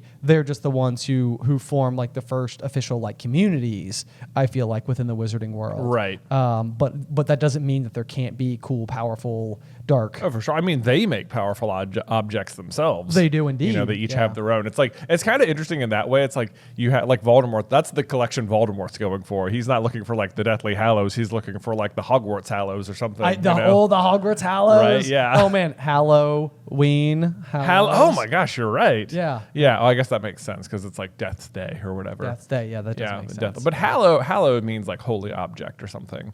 Yeah. So There's something to that. there is. You're right. That's pretty good. Yeah. That's Okay. pretty There's good. something there. Anyway, Well, we haven't even gotten one sentence into this. I know. Well, I mean, we had to sidetrack, but anyway. Well, of course we always do. The first paragraph I love. It is so good. It is talking about how like October arrives and spreads a damp chill over the grounds, and everyone gets a cold. And you know, it's like as an example of how that was affecting people, Ginny Weasley, who'd been looking pale, was bullied into taking some by Percy. Like, what a great sentence all around. Because one, it is actually telling you that Ginny is pale, which you're supposed to assume is because of the cold weather, which it's not. It's because she's opening the chamber. Yes. And then in the same sentence, she is bullied by Percy into taking some potion. So it's like, in one sentence, not only are you told who the culprit is, but you are dissuaded away from that person and meant to look at Percy, who I guess is supposed to be the red herring, as like this jerk brother. I know. This could be its own video essay, is the failure of the creation of Percy as the red herring in this book. Yeah. It's just like it's there, and it's there consistently. It's just I can't take Percy seriously enough to think it was him. I just like, I know. People told me they thought it was Percy. I was like, I believe you, and as I read it, it's like, yeah, there's lots of stuff throwing shade at him, but it's just like it doesn't feel like throwing shade. It just feels like it's in character. It's just in character. Yeah. Yep. Absolutely. So then we scroll down. We get like this is one of those chapters that I think is also jam packed with like lots of like little factoids that can totally trip us up during like Jay versus Ben episodes. This was there was so many things I circled that was like, that's trivia. That's trivia. That's trivia. Right. Like this is like one of those where it's like how large or what were Hagrid's pumpkins compared to in the Deathday party in Chamber of Secrets? And it's like, okay, how big could a pumpkin conceivably be? Let me like a Volkswagen Beetle or something. You know, like what are we talking here? I just read this and I don't even know what it is. You don't even remember? No. It's garden sheds. Garden sheds. I remember it said sheds.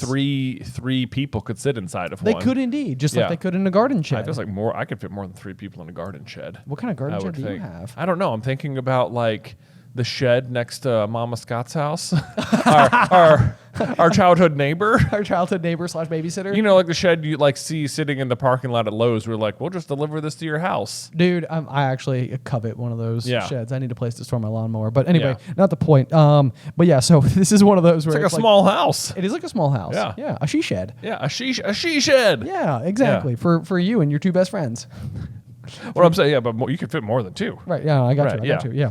But then we scroll down a little bit. And this is like one of those things that I think really lit the fire underneath us under the theory that Filch is in fact a poltergeist. Oh, yeah. Which is probably like this chapter, I was like, this is the chapter that really breaks our Filch is the poltergeist theory. No, it does not. It doesn't at all. I thought it did. It helps it. I was like, I thought for sure, and I want to get to it. I won't spoil it right now. But basically what happens is Harry has been having to deal with this cold colder, rainy weather in a way that is slightly unique because Oliver Wood is still like all about his training sessions for Quidditch. I highlighted that. Oliver Wood's enthusiasm for regular training sausage, however, was not dampened. I just said, never. I love Oliver Wood's like tunnel vision for Quidditch is amazing. I never realized how present it was. Yes, yeah. No, like he cares about nothing else.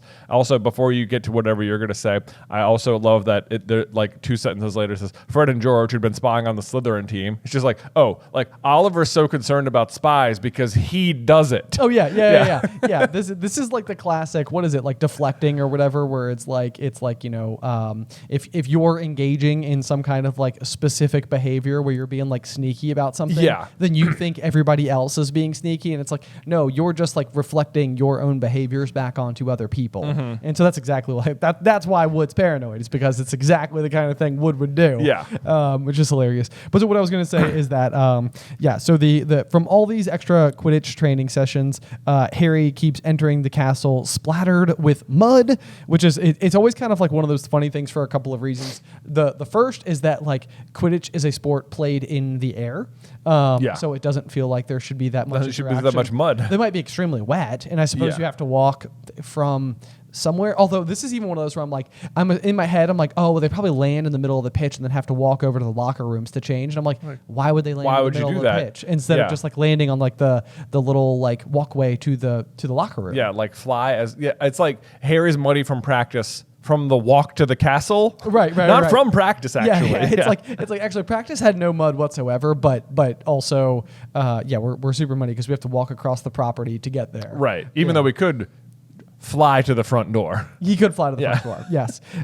So the thing that's always stood out to us about this particular thing, and I may be jumping ahead a little bit though, is just that it makes Filch so upset because he has to clean up the mud that apparently Harry, who has now entered the castle by himself, where's the rest of the team? Where is the rest of the team? You know, it's like he's like about to get like detention for walking around being muddy, doing a like school sanctioned sport that at least 6 other people and possibly 2 Slytherin spies should also be returning from. Exactly. I know. No mention of the Slytherin spies who were clearly out there watching the Gryffindors. Almost certainly. Yeah. So, but anyway, the point is that like Filch is like, oh my God, it's going to take me forever to clean up. And it's like, why is it going to take you so long? It should not take you that long, dude. Like, I think like, especially because it's like, he says it's like an extra hour of scrubbing for me. And it's like in what is Order of the Phoenix, Fred and George unleash their portable swamp into one of the corridors. Yes. And it's like Umbridge can't figure out how to get rid of it. But like when, you know, she finally leaves, Flitwick, I think it says Flitwick like gets rid of it with like a wave of his wand. Yes. Like he does it like instantly. Yes. And it's like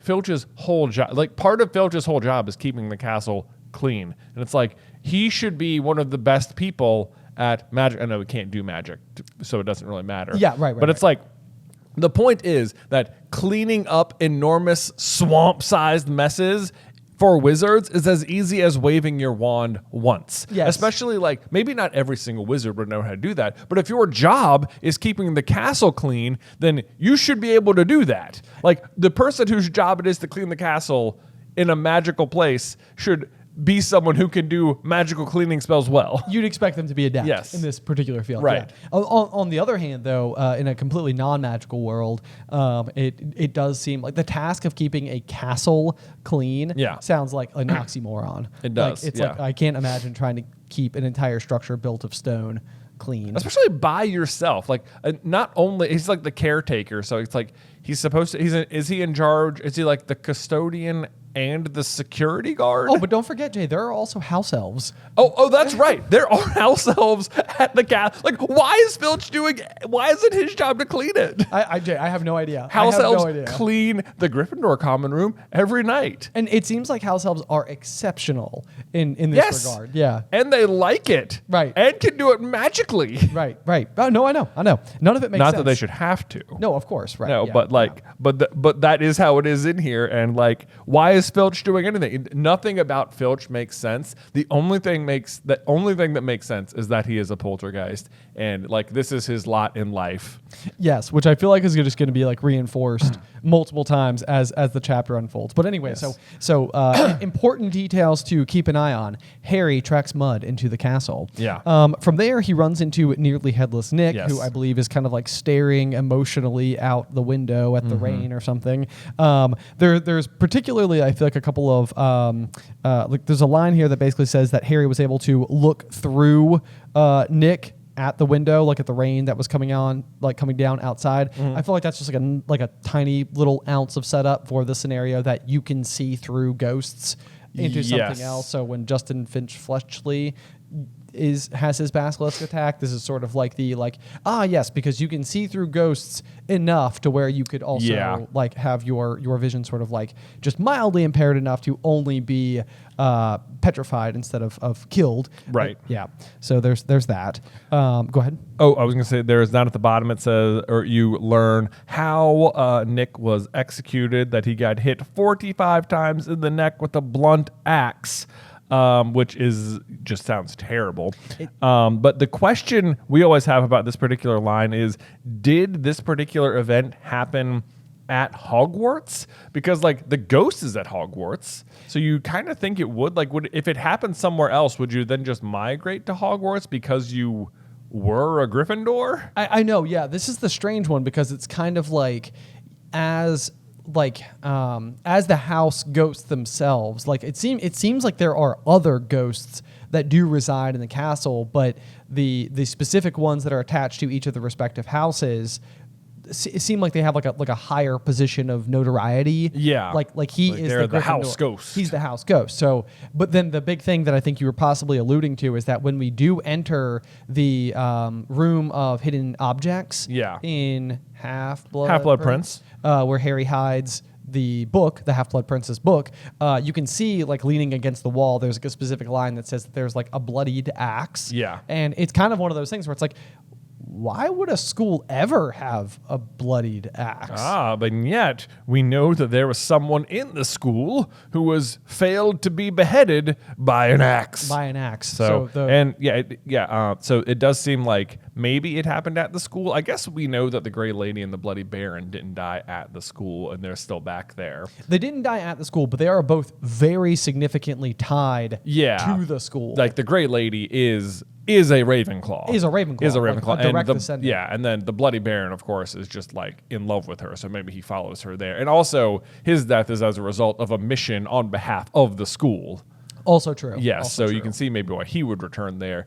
Otherwise, it seems like I looked up if there was any circumstances under which we knew like what the circumstances around his death were. Basically, it was in 1492, which is confirmed later in the chapter, and we know that happened on Halloween. And he was there. I guess there used to be like on like one of the official Harry Potter websites, you could see like when he goes to make his speech and gets interrupted later, you can read the limerick he actually was trying to say. It's kind of like a little song, right? It's like a little song. Like a Sorting Hat song almost. Yes. Yeah. So it says, "Alas for the eve when I met Lady Grieve, a strolling in the park in the dusk. She was of the belief I could straighten her teeth. Next moment, she'd sprouted a tusk." So it sounds like basically he finds a woman and says he can straighten her teeth, and then accidentally gives her tusks. Yes. And outs himself as a wizard and is then sentenced to death. Sentenced to death, yeah. But then it makes you wonder, like, if it happens at Hogwarts, certainly they've already known about wizards. You know, like it's a wizarding place. That is also that's a really good point as well. Yeah. The other thing though is that I never really considered this that much, but like his name is Sir Nicholas, which means he was knighted at some point. Sure. Right, which is I thought was kind of cool. When he must have been knighted then by King Henry VII, because he was the King of England at the time. We looked up this little factoid, but I find it to be kind of strange because I'm pretty sure King Henry VII is followed by King Henry VIII, who is notable for specifically his beheadings of his wives. Right. And so it's kind of interesting, like, to choose the 500-year mark for a couple of reasons, in fact, because I think this is the first time throughout the series that we're ever given the date at which the story is taking place. Oh, yeah. So we've talked a little bit about like the Nimbus 2000, the Nimbus 2001, and the fact that these books would have been released in, 1997, 1998 range. Right. So you could easily imagine a world where somebody would be using a naming convention attached to the year that everything was taking place within. However, once we discover that he was killed killed 500 years prior. It's like, okay, now the story is taking place in 1992. Now that is a confirmed fact that has been like added to the overall canon. Right. So really, this is the first time that the naming convention for the Nimbus has been proven to it doesn't make sense. Yeah, so I suppose as you're reading Sorcerer's Stone, it just was the Nimbus 2000, and you'd have been like, oh, okay, I get it. Yeah, 2000, the year, it's coming up. Right. That's probably when the story's taking place. But no, Sir Nicholas de Mimsy Porpington's 500 Death Day party confirms the year as 1992. But the other odd thing about it, to me, is just simply the selection of the year 1492 for him to have been killed during. Just because 1492 is quite a notable year. Right. Like if you're going to select any one year from the century that is the 1400s, it's probably the one most people would pull off the top of their head. Right. Yeah. You know, because it is happens to be the year that Christopher Columbus set sail or discovered the Americas in a sense. Right. Yeah. So it's like, is there supposed to be like a nod to that somehow? That would be Spain that sent Christopher Columbus, which seems like no connections whatsoever. So anyway, I mean it's just kind of one of those things where I'm like, why this year in particular? Like clearly it had to be a choice for some reason. I mean, it could have just been like 500 sounds like a fun round number to be celebrating the Death Day party for, and if you're writing the book, you know what year it's supposed to be taking place in. That's also true. So you just have to just math it out, and then it's just, it just happens to be that. Right. And I suppose the other detail that would be somewhat relevant here is that we're about to discover that the Chamber of Secrets is being opened for the first time in 50 years. Yeah. So it's also kind of like we've got like a 500 years ago, then like a 50 years ago. That's true. So 1942. Oh, that's it. 1942, 1492. It's the same numbers. Oh, that's interesting. Yeah. Because that would be when the Chamber of Secrets was opened. Yeah. 1942 versus 1492. Yeah. That's interesting. I bet that's like the little puzzle pieces sliding into place. I never noticed that before though. That is cool. Yeah, it is all the same numbers. Yeah. Anyway, so this is another piece of trivia that I know I have gotten wrong before though, because what we discover is that what Nick is lamenting is that he is not being permitted to join the Headless Hunt, which makes him rather sad. And he receives this letter from Sir Patrick Delaney Podmore, and that is like one of those questions where it's like, who rejects his request to join it? And I can never remember Sir Patrick Delaney Podmore. Mm-hmm. But you gotta wonder whether or not these two knew each other in life, because they're both sirs, which means they're both knighted. That's true. So it's like, is there a chance that this is like some kind of like rivalry, or was it Lady Grieve from the song? Lady Grieve, yeah. Lady Grieve. So like, I wonder if like maybe like Sir Patrick Delaney Podmore was a suitor, and as was Sir Nicholas de Mimsy Porpington. Right, yes. Yeah. Mm-hmm. They were caught together and trying to win her affections, and he was like, well, I'll straighten your teeth. And she's like, oh my God! Yeah, exactly. I mean, was that like an actual reenactment? That was probably, I felt like how it probably went down. I kind of felt like I was Did you think you were watching Bridgerton for a second? I did, for one hot second, I sure did. I sure did, yeah. Man. A little less heavy breathing, but I feel like I got it. Yeah. Oh my goodness! So we learned that Nick is rejected from the Headless Hunt by Sir properly decapitated Podmore, which I just love that title.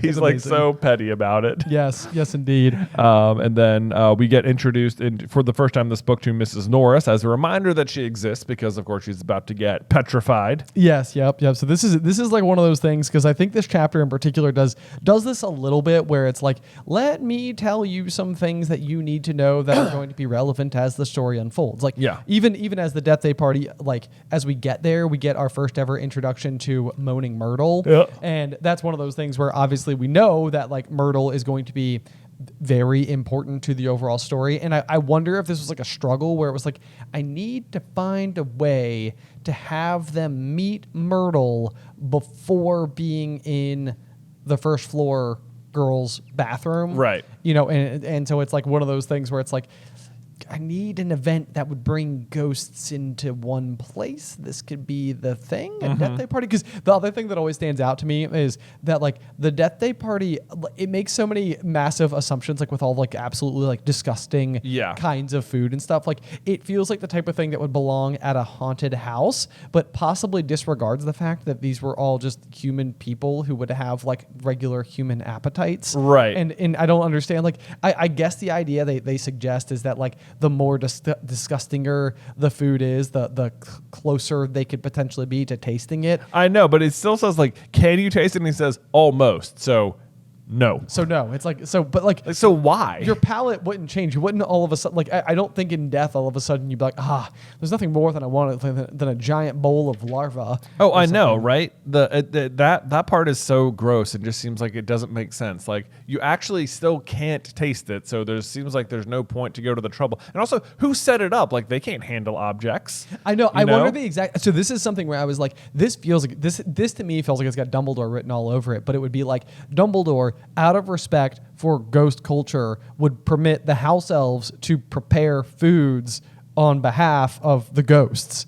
Like that to me, that's what I would read it as. Yeah, I mean, something like that had to. They needed mortal help getting the party set up. Exactly. Yeah. This can't be done without the aid. I suppose the other function here is that not only does it introduce Harry, Ron, and Hermione to Myrtle ahead of time, and us, the audience, to her, but it removes her from the scene of the crime with Mrs. Norris later. Also because true. Otherwise maybe you just immediately ask her, but now you won't because she wasn't there. Right. But of course, if anyone had asked her in the last 50 years, we could have solved this. That's the other thing. Nobody asked Myrtle about her death. I know. In 50 years? I can't tell if this is just supposed to be playing into like the trope that is like Myrtle's like feeling like as someone who feels like they're being like overlooked. Is the joke supposed to be like, yeah, Myrtle was so overlooked that even when we found her dead in a bathroom, nobody asked her what happened. Right. Like it's like surely they would. Surely I know. would. It's like, yeah. Even the staff? Right. Someone must care. Like what happened here? Also, there's like a bit of a like, I don't know. This is like a tricky, I feel like, problem for Myrtle and how the basilisk petrifies people, wherein if you see it through a reflection or through a mirror or through a camera or whatever, the basilisk will only petrify you. But like it always seems to me like glasses should count as like a form of protection because you're looking through something else. Justin Finch Fletchley sees the basilisk through Nearly Headless Nick, so through something else. Yes. And like glasses are through something else. It is technically a barrier. It's like it would be so interesting because it would be like such an easy way to protect all the students. It's like, hey guys, everybody just wear shades. Everyone just wear some shades. Like you won't die then. Right. But it's clearly.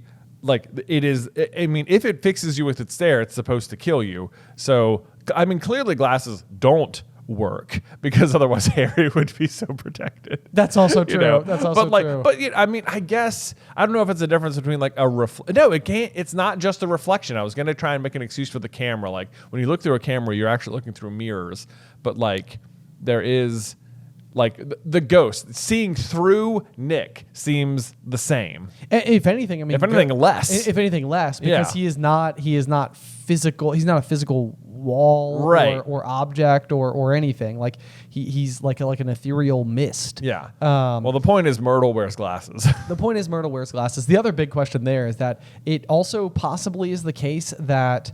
Because I think we know that Tom Riddle creates the diary Horcrux with Myrtle's death. Yes. Which also means that the person creating the Horcrux does not need to be the one to actually perform the murder. Even if the basilisk is like an extension of him or operating acting on his orders is good enough. Right. To rip his soul. Yes. Because he orders the basilisk to do it. It is allowing his soul to rip. Yes. Yeah. Must be the case. Yeah. But I mean, it's just interesting because it feels overall less intimate to me. Yeah. To have it be done that way versus like Avada Kedavra. You know what though? That exact trope carries forward to Deathly Hallows, where Snape is killed. Where by Snape is Nagini. killed by Nagini. But even then, Nagini still has a piece of Voldemort inside of her. Is the belief in that's true? Nagini's a Horcrux already. Is the argument at all because Snape believes? No, I'm sorry, it's not. That's it. Because Voldemort believes that Snape is the master of the Elder Wand, that it would be foolish to use the Elder Wand to then attack Snape. I think that is the reasoning. If you're wondering, like, why didn't he just Avada Kedavra him? Yes, exactly. Yeah, I think that is the reasoning for why he doesn't do that and has Nagini do it instead.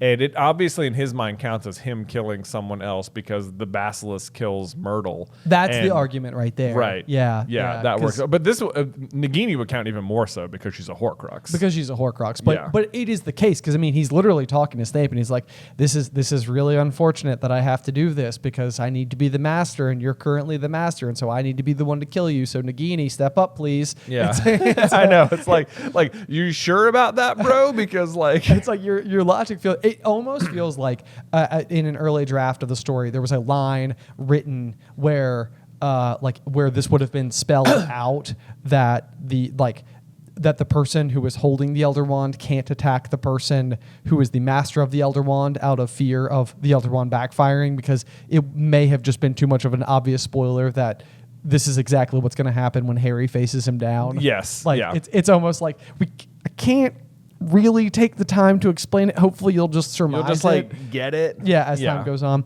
Anyway, we're like 5 books ahead here. So no, but it's all still relevant to the situation. It is. It absolutely is. I agree. So, but I mean, So it's very interesting, like what counts and what doesn't count, and who's operating on behalf of what. But I suppose, to be fair as well, I mean, Tom Riddle is the heir of Slytherin, and the Basilisk was left in the castle by Salazar Slytherin himself. I mean, it is Slytherin's monster, but it doesn't like share a bloodline with him. That's also true. That we know of. Whoa. Can you imagine? But even if that was the case, it's not the same. It's just like, oh yeah, your dad killed someone, so you killed someone. Yeah, that's know. And this would be like your great grandfather or something. Right. Yeah. Probably add like 15 more grades. As a giant snake. As a giant snake. Yeah. Anyway, as we move forward and we try to ask distinctions about things, the next thing that I think is kind of interesting is that we literally led this chapter, that first sentence that you were talking about with Madame Pomfrey keeping everybody healthy from their colds thanks to the pepper up potion. We then learned from Nick that Filch has been in a bad mood because he's got the flu. Yeah, right. And it's like one of those things where it's like, does the pepper up potion not work on poltergeists? I know.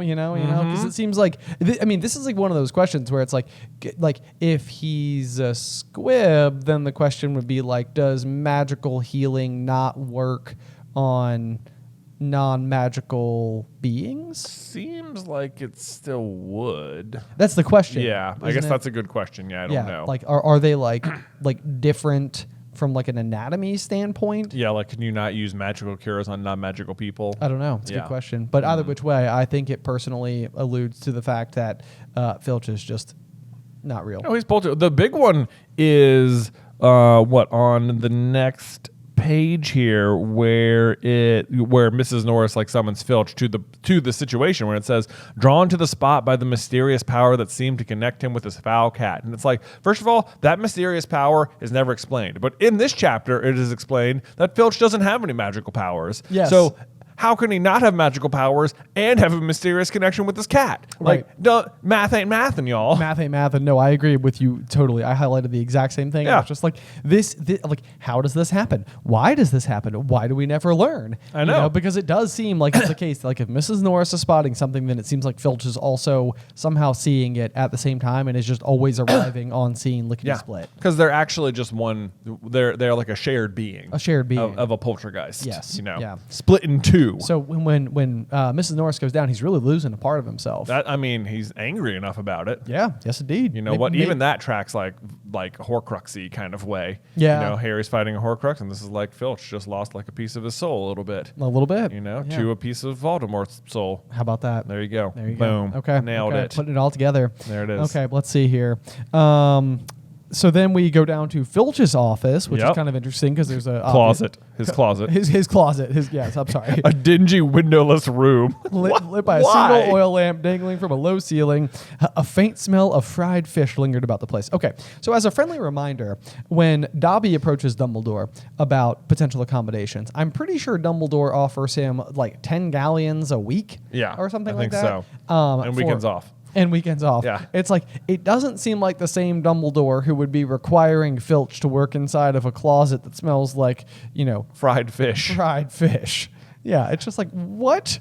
Unless, of course, when we go to the Deathday party, we know that they can kind of sort of almost potentially taste more disgusting food. So maybe the same thing is true for Filch. Peeves is at the Deathday party. He is at the Deathday Yeah. party. Yeah, he's there. So, Okay. although you know who's not is Filch. It's Filch. Yeah. That's true. That That's seems classic Filch, though. Classic, reject. Right. I don't know if Filch is aware that he's a poltergeist because he is so anti. Because if he's a poltergeist, it means he is the manifestation of rule following. And as we've talked about this before, but the idea of magic is that it doesn't really follow the rules. Right. And so that's why he can't do magic, because he is all about following rules, and magic is the act of breaking the rules. Yes. Yeah, exactly.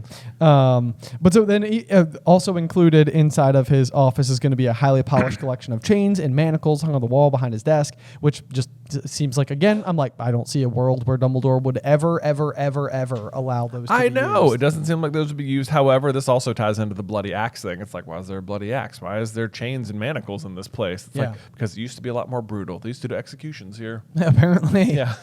Apparently or possibly. Someone needs to ask Nick about how he died. Okay, so here's the question. Yeah, because if they're beheading Nick, I'm going back to that.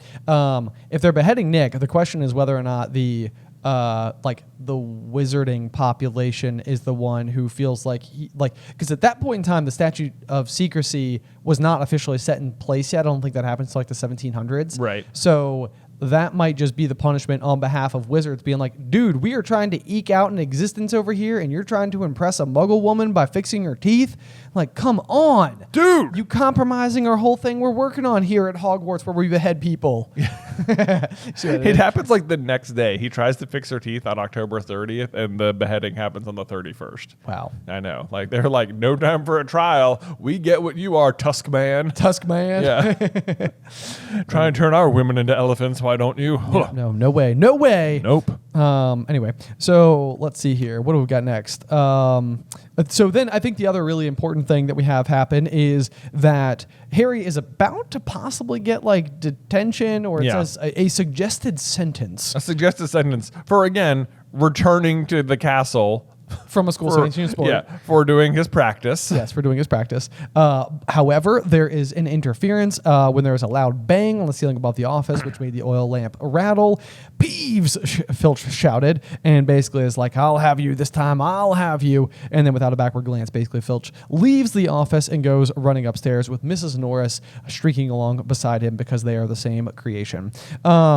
This is kind of a fascinating one because of what we discover the noise is caused by. And while it is in fact Peeves, it is something that Nearly Headless Nick had done on behalf of Harry, who basically convinces Peeves to knock over the black and gold cabinet that also happens to be the vanishing cabinet, and not just any vanishing cabinet, but the same vanishing cabinet that Montague will eventually be stuffed inside of and lost for a period of days in Order of the Phoenix. In Order of the Phoenix. It is the same cabinet that then Draco realizes has a twin. Which is currently at Borgin and Burke's, the same one that Harry was hiding in this same book. In this same book. And that is then what Draco is able to mend and create the passageway between Borgin and Burke's and Hogwarts. Right. So big setup here. Also, I love how it's Nick's idea to help Harry is to crash the cabinet, and Harry eventually thanks him oh yeah, great job, that totally worked, but it didn't really, I don't think. How do you mean? He crashes the cabinet and Filch leaves to go inspect it, but then Harry's guess I should wait for Filch to come back. Oh yeah, that's true. And it's if Harry hadn't gone nosing around on Filch's desk, then it wouldn't have mattered. Right. You know, like if Filch had like put his folder away, then like he would have come back and been like, right, where were we? Oh yeah, detention. Right. You know? Sentencing. Jay, Yeah, sentencing. Right. Yeah, my bad. Yes. No, it is really funny. But then in the meantime, while Harry doesn't leave the office, he happens to find the quick spell flyer, and this is something that I have no idea if I had like rearranged this in my head or something. In my mind, for whatever reason, I had convinced myself that the quick spell course was something that was teaching squibs how to be magical, and that's just incorrect. Like my own recollection of what the quick spell course was is wrong. Yeah, I actually wrote down the same thing. It just said not really a squib solution. It's not a squib solution at all. So like his having it, this is not like his identifying as a squib. This is just him basically just being like, how can I learn how to do magic? Possibly, maybe. Right. And he's pretty ashamed of even owning this particular thing. But when it comes down to it, it just sounds like tutoring for wizards. It's kind of like, I mean, which kind of makes sense. Like there are certain things that I've done in my life, like my scuba training, for example. It's like if I were to go like I haven't scuba dived in a long time, like 10 years. Yeah. And so I was like, if I were to go do it again, I would absolutely want a refresher before I go like deep underwater. So like the quick spell course literally sounds like maybe you're like in your like 30s, 40s, 50s. It's been a long time since you were in school.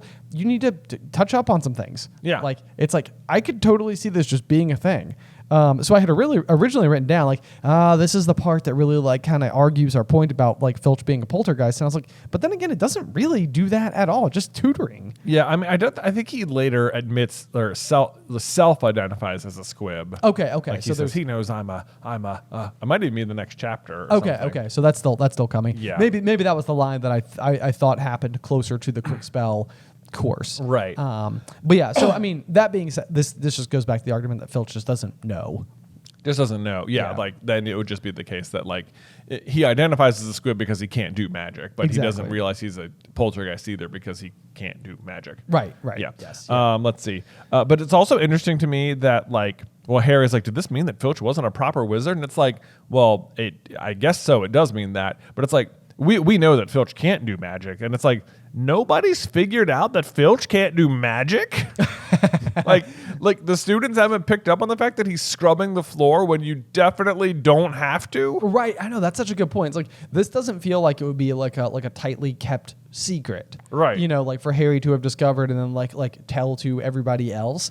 It seems so much more likely that it would just be like well-known information. Right. Like as long as you can outrun him, it's okay because like what's he gonna What's do? he gonna do? Yeah. He gonna pull out his wand? Right.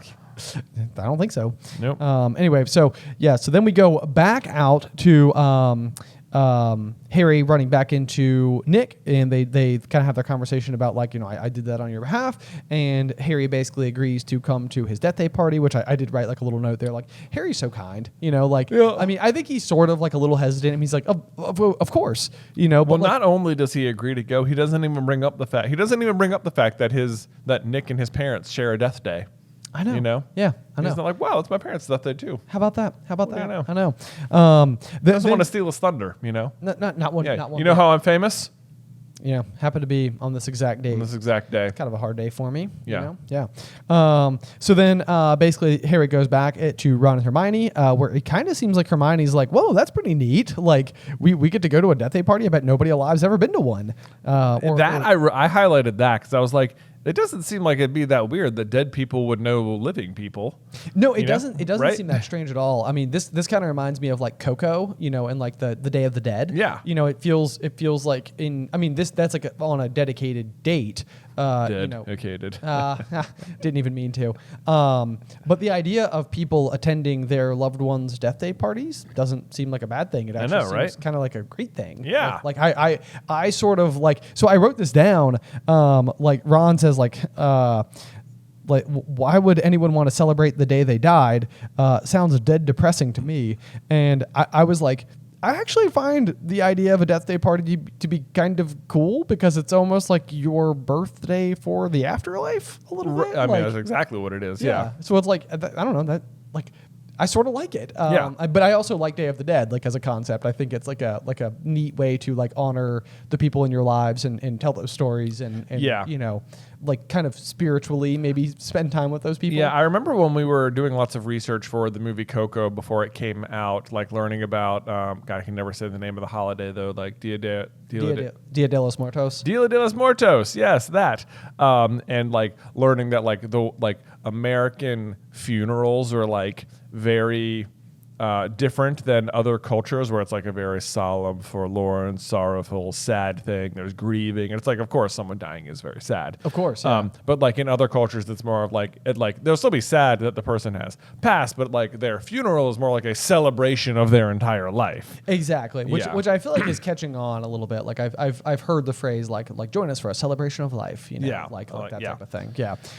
So yeah, anyway, but I mean that's the thing. I mean in sort of the overall themes of this book as like, or not even this book, the saga as a whole, Yeah. is that like death is not something to necessarily not necessarily be feared, but Yeah. like also can be good in its own way, so to speak. It's the next great adventure. Although Nick has never truly died, according to him. That's also true. Yeah. That's also true because he chose that ghost life Yeah, instead. maybe Death Day is not the right word. I know. Yeah, that's right. Yeah. You became a ghost day. Yeah, Ghost Day. Which that seems a little more sad. Yeah, it does. Yeah, because Yeah. being a ghost actually does seem like it's not the preferable option. Right, yeah. You know, because I think when Harry talks to him after Sirius's death, even I think Nick is sort of like, yeah, Sirius would never do this. He would never choose this path. Yeah, no.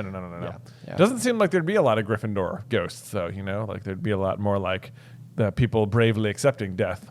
You'd think. You'd think. Yeah. You know what's sort of a weird? Here's a weird thought. Imagining like because in the wizarding world, like ghosts exist.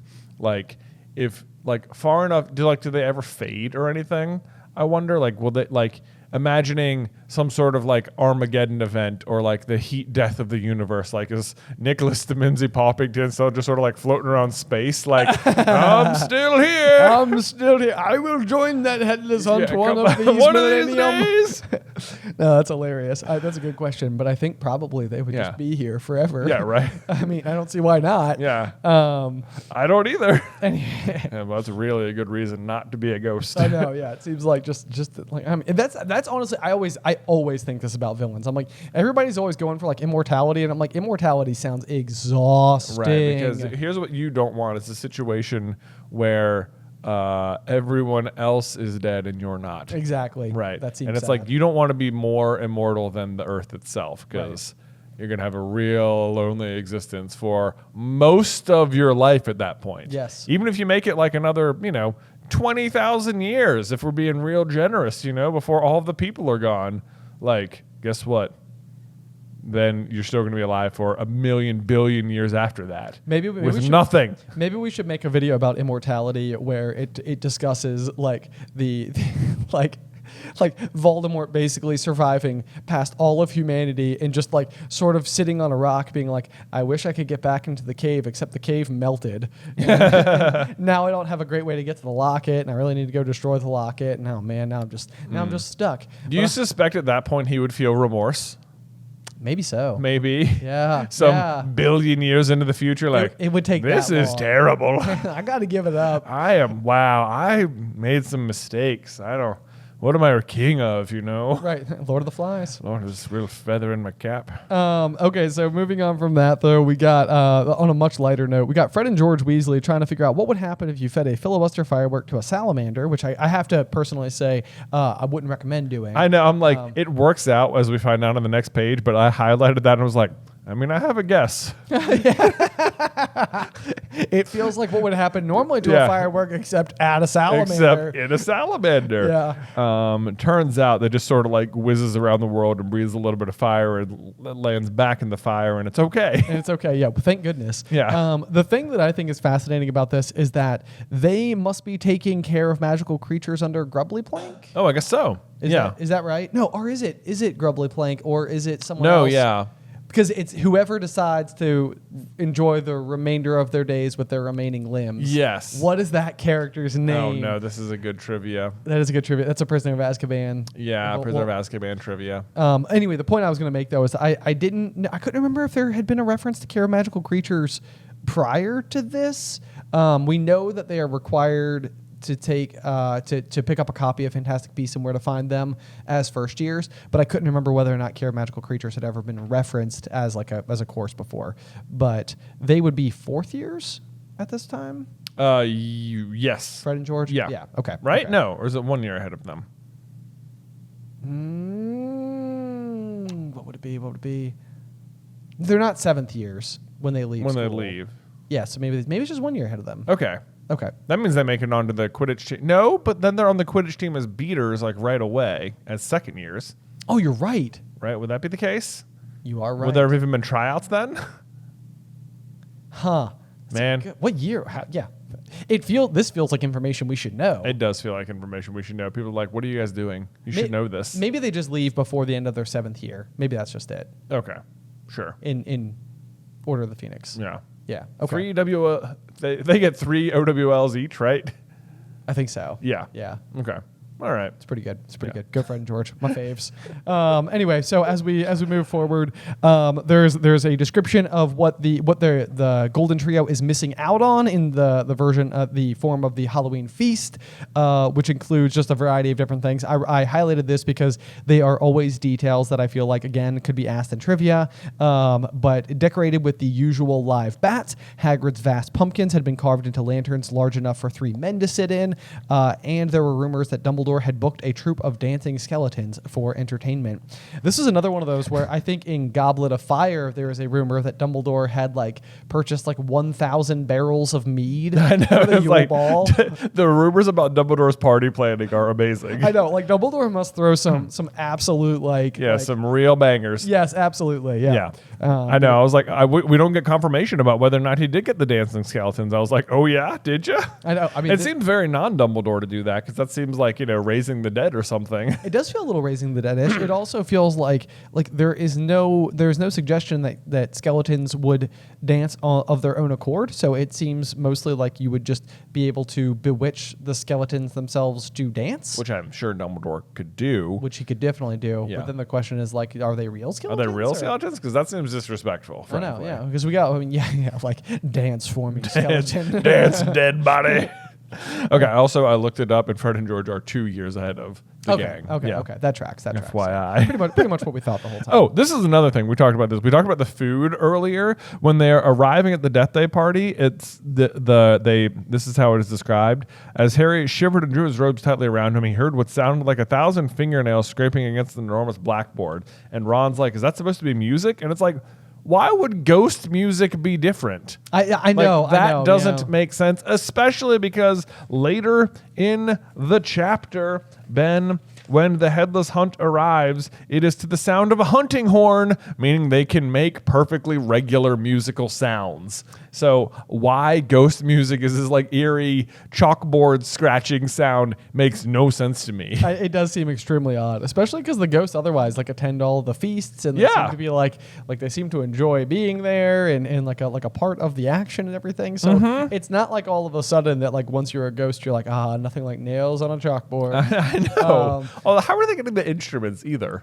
Are they playing music? Are they playing music, or is there a chance that every one of these players in the 30 what is it? The quavering sound of 30 musical saws played by an orchestra on a raised black drape platform. The question there is were all of these ghostly musicians playing music as they died? Yeah, because the Bloody Baron still has the chains on him. Okay, I want to ask you about the chains because I think this is kind of an interesting one because we then get a line from Ron who says, "Careful not to walk through anyone," said Ron nervously, and they set off around the edge of the dance floor. They passed a group of gloomy nuns, a ragged man wearing chains, and the Fat Friar, a cheerful Hufflepuff ghost. And then it says 2 lines later, Harry wasn't surprised to see that the Bloody Baron, a gaunt, staring Slytherin ghost covered in silver bloodstains, was being given a wide berth by the other ghosts. This is the ragged man wearing chains? It feels like that's the Bloody Baron, does it not? Right. The Bloody Baron has chains, right? I think so. Right. That's how I've always thought of it. So it's kind of like, and it must not be this. I mean, obviously, like, hey, look, more than one ghost is allowed to have chains. Yeah, obviously. It's like just be your own unique self as a ghost, or however it is you would died, because that's probably the condition you were left in. But yeah, I don't know. I always thought that was kind of interesting to me. I was like, oh, the Ragged Man wearing chains, that was the Bloody Baron. And then I got like one sentence later, and I was like, no, the Bloody Baron is over there instead. I did the same exact thing. I was like, oh, that must have been him. Yeah. Yeah. But obviously, there's just two ghosts wearing chains. Maybe that's the ghost of Christmas past. Why not? Why not? Just at the party, you know? Yep. We'll take it. And then we get Moaning Myrtle. We talked about here. We talked about that a little bit. And this is sort of like my theory here is that like this whole chapter is just sort of designed to be a way to get you like a little bit more acquainted with ghosts, but also to introduce Myrtle to the trio. That's sort of my thinking there. Then we get sort of like we get the whole food conversation, rotten fish laid on a handsome silver platter, cakes burned charcoal black. Just sounds, I mean... Who made the food? I don't really know. Where do you just get maggoty haggis? I don't know if there's anything more unpleasant sounding than maggoty haggis. Pretty bad. But it also sounds like it could be a nursery rhyme.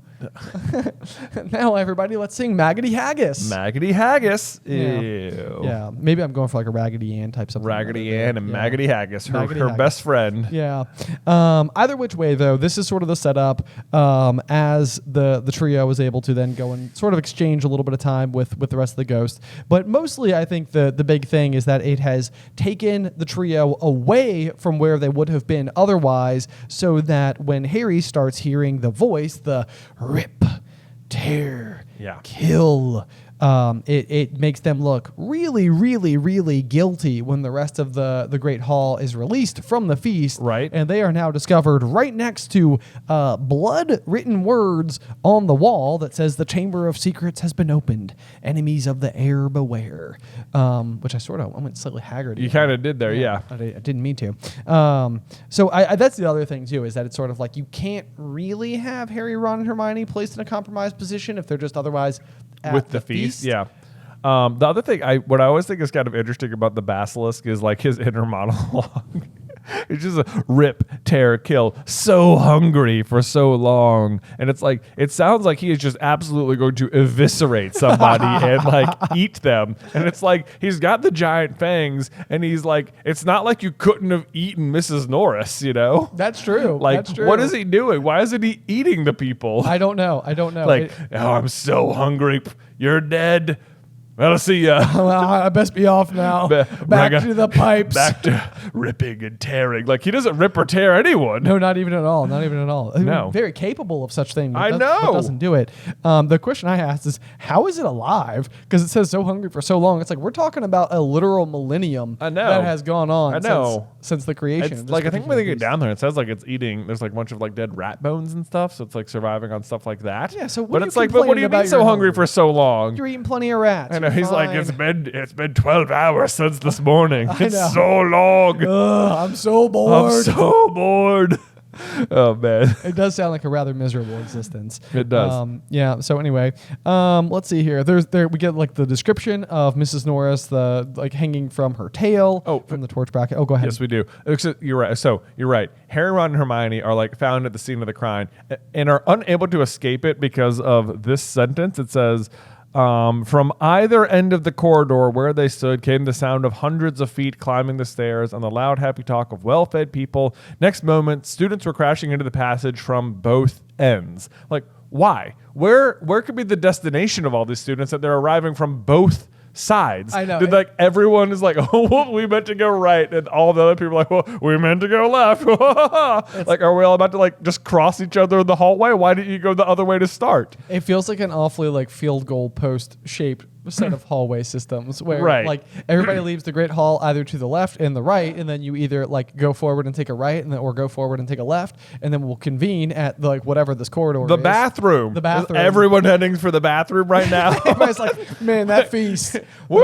Too much fiber in the pumpkin juice. I know. Gots to pee. Let's go. All right. Yeah. Okay. Oh my God, is that Harry and a dead cat? No way. And blood on the wall? What? It was him for sure. It's definitely. Although here's my other thing. This is my other big note Roanoke. So it's a really bad position to be in for the trio, to be found essentially at the scene of the crime in a way that is like pretty darn gruesome. Not the least of which is again Mrs. Norris hanging in such a weird way and grim way. But then like you're watching all this happen, and I feel like a lot of people tend to think like, oh, it's probably Harry who did it. But then Draco comes out of like the crowd and goes, "Enemies of the air beware, you'll be next, Mudbloods." It was Draco Malfoy. He pushed the front of the crowd, his cold eyes alive, his usually bloodless face flushed as he grinned at the sight of the hanging immobile cat. It's like, dude, students of Hogwarts, worry about that kid. I know. Come on. That second year, that 12-year-old who just pushed his way to the front of the whole school. Right. He's like what boldness. What extreme boldness. I know. It's like, I'm sorry, guys. But like, I have to permit enough grace to the students of Hogwarts to where everybody's looking at the situation. It's like, dang, Harry, Ron, and Hermione, we're here, but that kid seems sus. There is, I think, a situation with who is the other Hufflepuff. Not Justin Finch-Fletcher. Maybe it is Justin. One of the Hufflepuffs is talking to them later, and he's like, that Draco Malfoy, he seems like a real problem. And they're like, it's not him. Shut up. Jeez, Hufflepuff kid. Come on. We already did that. Have a more memorable name next time. Ernie McMillan, I'm pretty sure that's what it is. That's old DA lags. Oh, exactly. I also like how when Draco amidst the other just the 7 other Gryffindor Quidditch players calls Hermione a mudblood, it causes such a kerfuffle as to like blows are exchanged, and now here he is, 12-year-old little brat, just shouting mudblood to the entire school, and everyone's like, yeah, all right. Like, not quite the same reaction, was it? No, not, that's the thing. It's like you can't just go shouting racial slurs in front of an entire school of I people know. and feel like, oh, this will be fine. Yeah. Like, it's like, no. So, but wait, Harry, it was probably him. People are more decent than that. You know how last year he fended off Voldemort? It was probably him. It was probably him. Let's all point fingers. Yeah. Anyway, just a tough overall night. Bad positioning, as per always with Harry, who's just cursed with a little bit of bad luck there. But that does bring us to the end of the Deathday party. And I gotta say, like I said, coming into the chapter, I didn't know that this was going to be something. I was kind of like, the Deathday. We have to. I knew we'd have to do it from the onset of this project. I actually had quite a bit of fun with it. So yeah. Anyway, there is that. Do you have a review for us? Well, Ben, I sure do. This is from Hufflepuff Surprise. Wow. I'm completely shocked. I know. The title of their reviews is So Much Macho. Which is a joke from our What If series. What if James had kept the invisibility cloak? Yes. Hufflepuff Surprise says, I've listened since the beginning of the podcast. It took me ages to do it on my podcast app. If you don't know about the title, don't ask. Question, what would happen if Ron didn't immediately tell Harry not to tell anyone about the Murmurs and Harry just told Dumbledore? Like, so if Ron wasn't like, it's not good to hear things, Harry, don't tell anyone. Yeah, that's a good question. That's a good question. Okay. So, I mean, this is always sort of like one of those things where I feel like I don't know at this point in the story if Dumbledore, in access to Dumbledore, seems much more limited. Like, I don't even know if like Dumbledore is intentionally trying to not spend more time with Harry in particular to permit him that opportunity to have the childhood that he kind of was deprived of otherwise. I suppose. We know that Dumbledore specifically is withholding information on this exact basis on some level. Right. But this is like a threat that is like very like endangering the other students. It is endangering the other students. Like this is something Dumbledore should step in on. Yes. Yeah. It's not like the stone where he's like, Quirrell can't get it no matter what. I'm not actually concerned. Right. So I'm trying to think. Okay, so let's just imagine for a second that Harry is able to get to Dumbledore. He tells Dumbledore what's going on. Dumbledore is like, oh man, this happened like 50 years ago, and that was a huge problem.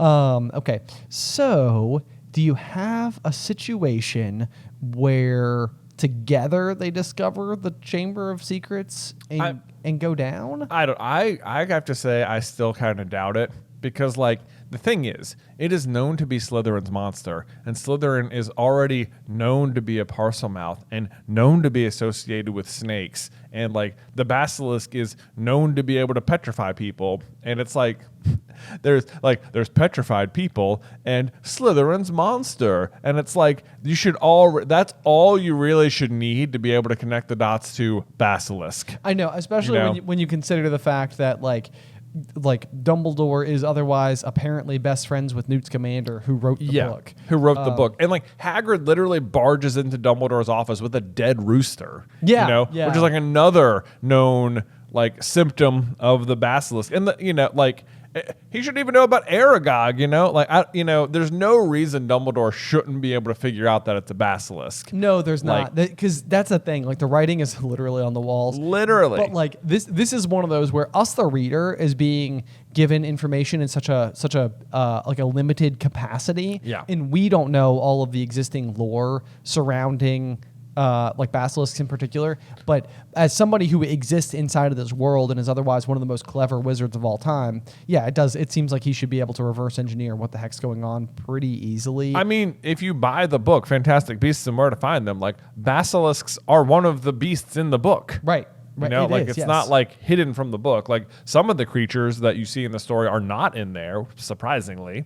But like the basilisk is in there, so I don't. And like Hermione figures it out, even though. Okay, but let me back you up a little bit here, because the other thing that I think is interesting. Let's just say here he goes, talks to Dumbledore. They figure it out. All it takes is the cry of a rooster to kill the basilisk. So it could be the case that because here, this is what I think is interesting. It could be the case that Dumbledore's like, I know what to do. Let's just, Harry, where are you hearing it? Like, okay, we will track down the location. Let's assume they get in there. They can bring a rooster down there, kills the basilisk. Done. Yeah. So Slytherin's monster taken care of, attacks all clear. The problem is that Tom Riddle can probably still come back. The basilisk is playing no role. Right. It's just sort of carrying out a different mission. It is carrying out a different mission. The Horcrux is still able to accomplish. It's like it has two goals. Yes. One is like come back. One is purge the school, but like they're not really related. It's just sort of like a symptom of the diary being back. Exactly. Yeah. Exactly. So if you basically destroy the threat and nobody ever discovers that Ginny's been talking to Tom Riddle in the diary, then probably Ginny just goes down to the Chamber of Secrets herself and just has her life force drained and does in fact die, and Tom Riddle as his younger form comes back to life. You know what? This could be another what if, is like, what if Tom Riddle didn't tell everyone he took Ginny into the chamber? Like, why does he write it on the wall? Oh yeah. Her what if she just sort of like disappeared that night and no one really noticed, and then the next morning, like, oh, I'm back. She was in an unfindable room. Right, like, even if you noticed, what are you gonna do? Exactly. Yeah. Exactly. Yeah. That's probably just your classic villain, like monologuing. Like it is exactly what it is. Yeah. It's just one of those things. It's like the monologue is it's so funny. Like the movie The Incredibles makes fun of like monologuing, because every single time I ever watch any superhero movie or any villain based movie ever, I'm always like, and they're monologuing. They have to can't not do it. They need the credit for the brilliance of their plan so much that they have to explain it. They have to explain it to the hero. Anyway, so there's that. Have you ever read the graphic novel Watchmen? I've seen Watchmen, but I have not read Watchmen. It is so there is a great scene at the end with the villain Ozymandias. Yes, and he's doing the whole monologue thing, and they're like, "Why are you telling us all this? We're gonna stop you." And he's like, I wouldn't tell you all of this if I hadn't already succeeded. And he like opens the screen and it's like, it's done. Yeah, like, I did it like 10 minutes ago. Are you stupid? Yeah. It's such an incredible way to turn the trope on its head. It's sort of like, it's like I am monologuing because it is over. Because I already won. Like game. Yes. See ya. Game, set, match. Yeah. Checkmate. Yep. Boom. Not me. Not Hermione. Yo. All right, so that finishes us off. That does. That is gonna do it for us today here on Through the Griffin Door. But join us next week where there is some fantastic chapter artwork for the writing on the wall as we venture forth into chapter 9 here on Through the Griffin Door.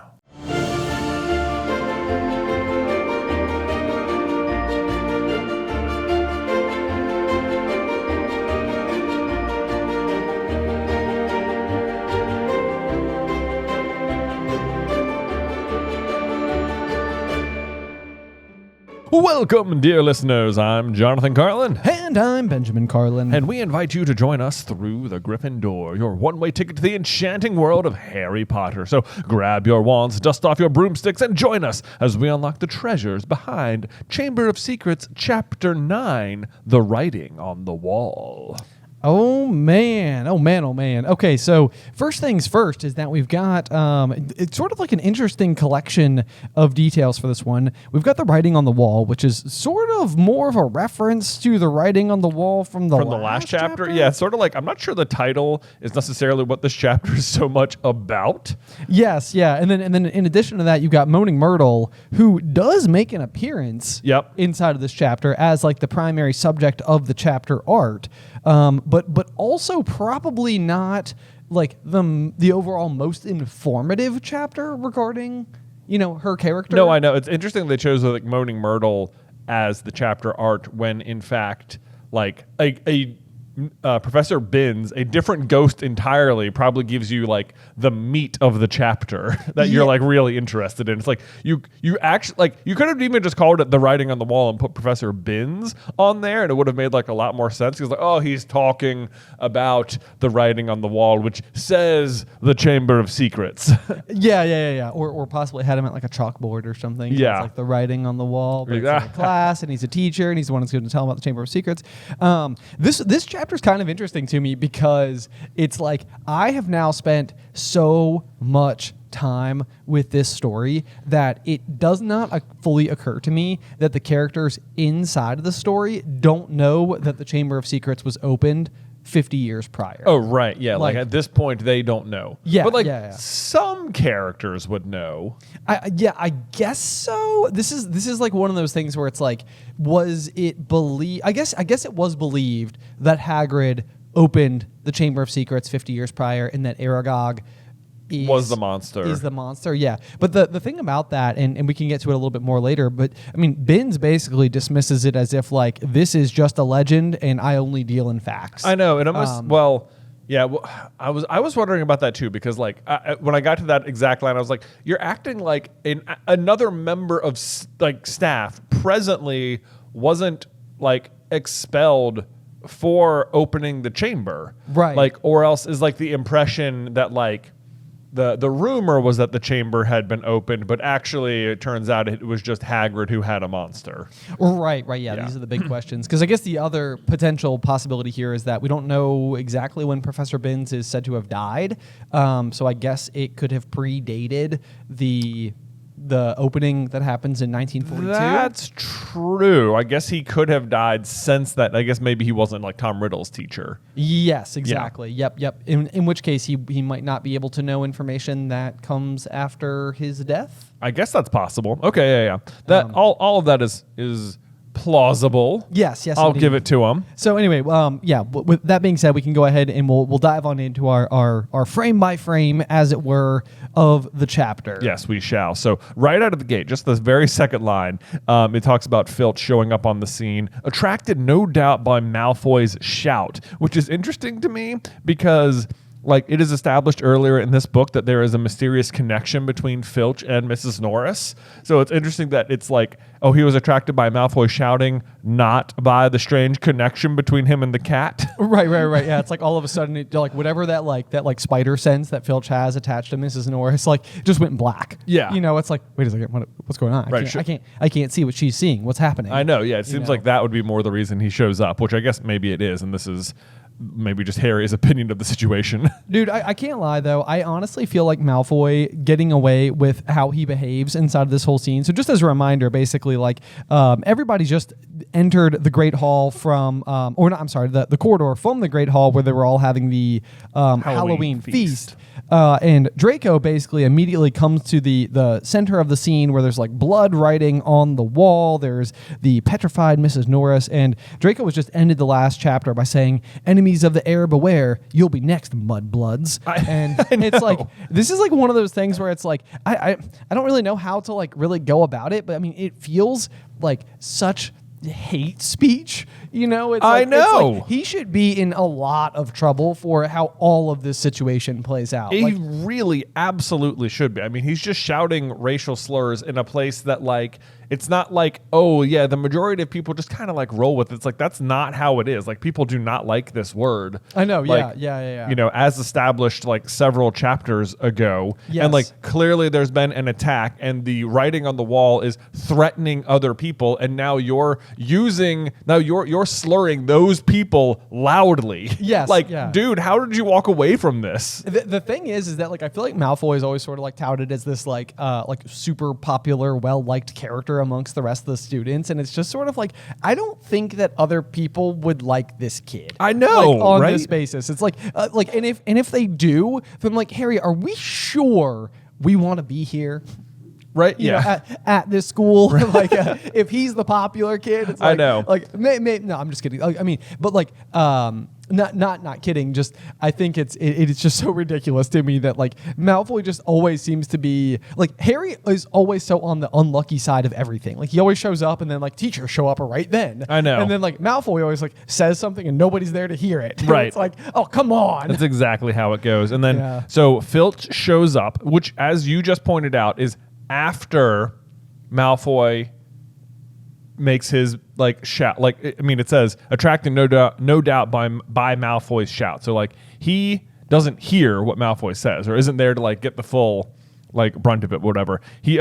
Filch immediately assumes it's Harry, yes. which is baffling to me. Like I'm not sure how obvious it is in this now crowded corridor that Harry is the one who discovered it. But even so, he immediately jumps to the conclusion that Harry has killed his cat because Harry saw the quick spell folder on his desk and has deduced that Filch is a squib, and he is immediately pairing that information with the writing on the wall and has decided that Harry has killed his cat, right? Yes, yeah. Okay, so what is crazy to me about all of that is that like Filch is surprisingly informed enough to understand that enemies of the heir would include like Muggle-born people and non-magic people. Okay. Like, I'm surprised he's aware that, like, what that means. Like, I'm surprised he's able to, like, parse out the context of the writing on the wall. Like he's just putting everything together so quickly. I mean, to me, I can never imagine exactly how this scene would physically play out. Like, if you were to, like, set up, like, a drawing and, like, put everybody as closely as possible. Because that's the other thing, too, is that by the time he arrives on scene, like, Harry, Ron, and Hermione are, sure enough, present for it, but otherwise the hallway is full of students. Yeah. So, like, are they standing closer-ish to the scene of the crime than everybody else? Okay. Yeah. Okay. But even so, like, it doesn't say, like, Slytherin's monster has been unleashed. It says enemies of the Chamber of Secrets has been opened again. Enemies of the heir beware. It's like, if you're unfamiliar with the legend of the Chamber of Secrets, at this point you will have no idea who the heir is, or like what that Slytherin house is involved at all. Right. You know? Right. Yes. Yeah. That's like where I'm like, I can't tell if Filch is just so up in his own business that he's just like, oh, almost certainly. Like, you just found out something about myself, and surely that is something that I should be ridiculed for, and look at how you've immediately done it right away. Right. Yeah. Like, very insecure. It's like, goodness gracious.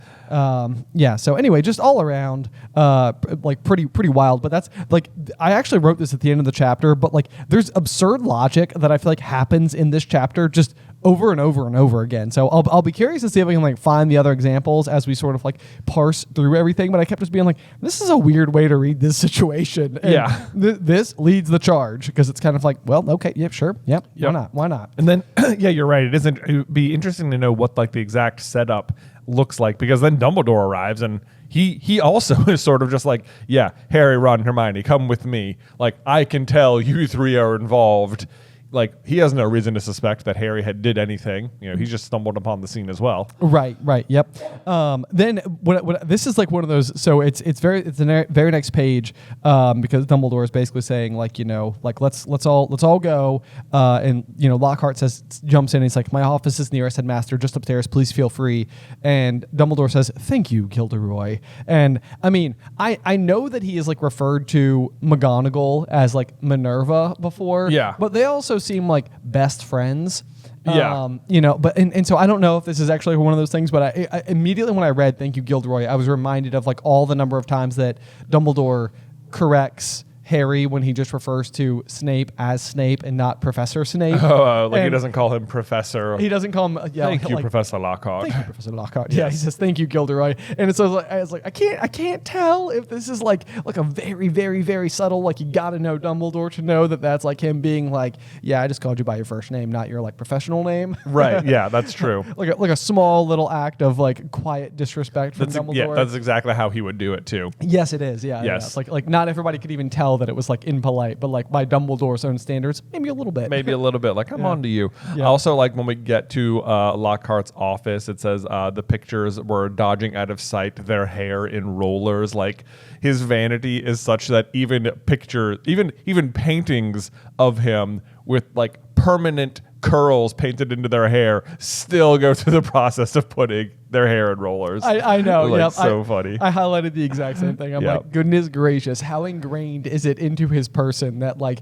because I think what we've said before, or like what we've discovered is that like when, like the reason that paintings know something about the subjects they represent is because the subject is usually present to sort of like inform the artist on like their like knowledge and information. I think they can even like coach the painting itself. Yeah. So like it would be interesting that this would be, you're exactly right. It's a painting. You don't have to fix it every time. And it's like, no. Yeah. It's like, it's part of who we are. You right. know? Yeah. This is part of our routine. That's right. That's how we do it. You know, we gotta look sharp. Okay. That's exactly it. Moving on. Speaking of his, how impressed he is with himself. Lockhart has so many great lines in this particular chapter, or especially in this scene where his next line is, "It was definitely a curse that killed her, probably the transmogrifying torture. I've seen it many times. So unlucky I wasn't there. I know the very counter curse that would have saved her." I love that line. So unlucky. Oh my gosh. But so anyway, what I think is interesting, what's interesting here is that he mentions the transmogrifying torture, which I was like, I wonder if that's real. Like, I doubt he knows the counter curse and has definitely never seen it, but no one is like, excuse me, what on earth did you just say? Right. So like, to me, I think the transmogrifying torture must be a real thing. And it sounds like, I was trying to look it up. Like, is it mentioned anywhere else? And it sounds like this is basically the lone time it's mentioned. But because no one bucks at it, it sounds like it is a real thing, which would involve torturing people by some sort of like transfiguration or like altering their appearance or something like that. Okay. And obviously, it seems, and in this moment, he's assuming that she's dead. So it also seems like the transmography and torture is a deadly curse of kinds, which means that it is a curse that would torture you and then kill you. So it's almost like a combination of the Cruciatus curse and Avada Kedavra. Oh, yeah. Okay. Right. So however, sounds pretty awful. I know, it does sound pretty awful. And it sounds like, well, then why wouldn't it be an unforgivable curse? And I think he says that as well. It's like there's a counter curse for which there aren't for the unforgivable curses. So I think that seems like the line that's separating it from unforgivable is that it can be countered. Yeah. And this is, I kind of noted something else because I do think it's interesting you even pointed that out as well. Like, I think almost like in order to be a good liar for Lockhart, it's almost like he has to be pretty well informed so he can sound like he knows what he's talking about, even if he can't actually execute the proper things. Right. Because like I think on the next couple of pages or so, they're talking about how Mrs. Norris is in fact just petrified, and Dumbledore basically reassures Filch that Professor Sprout has recently managed to procure some mandrakes, and as soon as they've reached their full size, we will have a potion made that can revive Mrs. Norris. And Lockhart immediately butts in and says, "I'll make it. I must have done 100 times. I could whip up a mandrake restorative draft in my sleep." And so it's like, I mean, like Dumbledore never said those words, so it's not like, it's like he just said we will have a potion made. Right. And like he knows what is in fact the actual correct potion. Right. So it's like in order to be like a good liar, it's like you got to know enough to sound like you know what you're talking about. Right. But this is like always the thing with Lockhart where I'm like, you yourself must be lying to yourself so aggressively that you don't even know that you're lying anymore. Or could it be that, like, from his point of view, like, he thinks it would look suspicious given his reputation if he didn't volunteer? Oh, that's an interesting thought as well. Like almost like, I would of course volunteer. Like, Snape's right here, so he'll obviously be the one who ends up doing it, but I can at least say it. Exactly. Yeah, that actually sounds more like him now that when you look at it through that lens. Right. Yeah. Like he can just like he can figure that part out later, but in the moment I need to be impressive. I need to be impressive. Yeah. That's I'm obviously not going to make it. I have no idea how to do that. Right. Yes. And that's exactly it, because he's around qualified people who know better. Right. It's like you're only going to get away with this for so far. Like, they're going to figure it out. And he just keeps volunteering for stuff. He does. It's just ridiculous. Let's see. Then Dumbledore immediately proves him wrong, and let's see.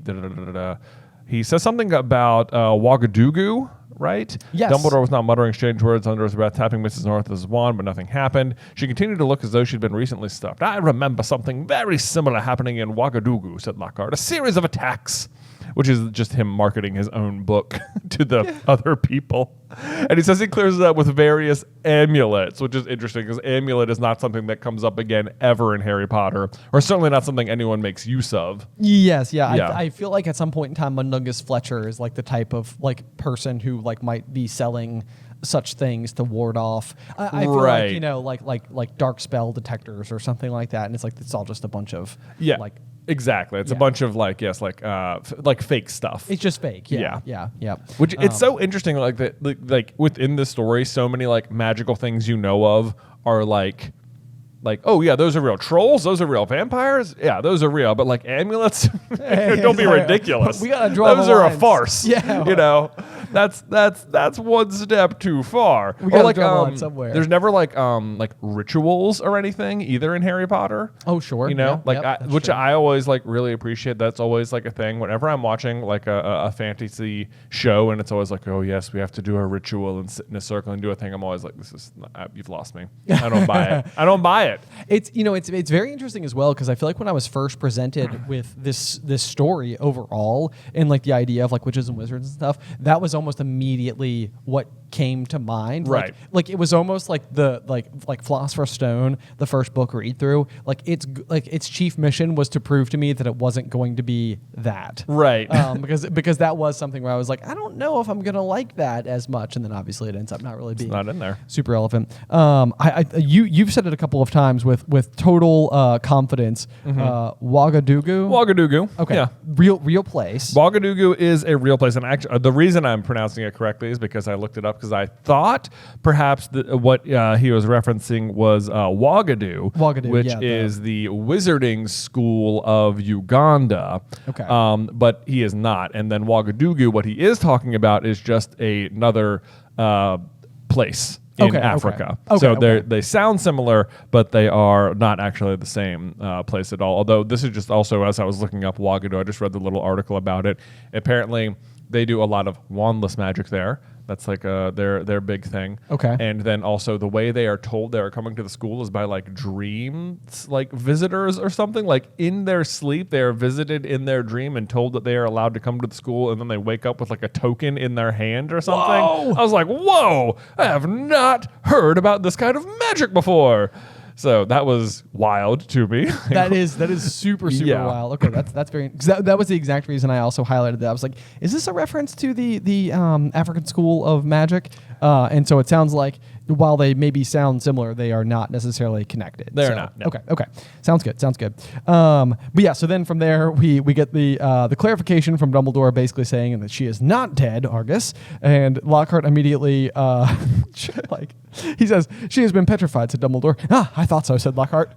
But it's like, dude, one sentence ago you said she was dead and that you knew the curse, and it's so unlucky you weren't there. I know. I literally wrote next to it, how do they not punch him? I know. Like, it's got to be, because inside of this situation, like, this is one of those things where it's like, I mean, as teachers who must all realize that he doesn't actually know what he's talking about all of the time, it must be so incredibly frustrating, because this is an actual high stress situation where he's he's just blurting random crap out. Yes. You know, and it, like I think if it was me, it'd be like, dude, we are trying to do something over here. Can you just go like play with blocks in the corner or something? Like I don't know. Yeah, like there must be somewhere else he can go. Like it has got to be so distracting to what is otherwise like a very high stress situation for the rest of the people involved. Yes, it is. I don't know. Yeah, it's like, please just go stand over there. Can you go get me something? You know. Yes, exactly. Yeah, I have a very important task for you, Gilderoy. Why don't you go untangle these earbuds? They've been thrown on a desk more than 5 times. It'll keep him busy. Yeah. There you go. But yeah, so then Filch basically is absolutely certain that Harry did it, and he basically this is the part that I think I was referencing in last week's chapter. But he says he knows I'm a squib. He finished. And so this is I think the piece that always sort of stands in our way a little bit in our Filch as a poltergeist concept, because he himself identifies as a squib. Yeah.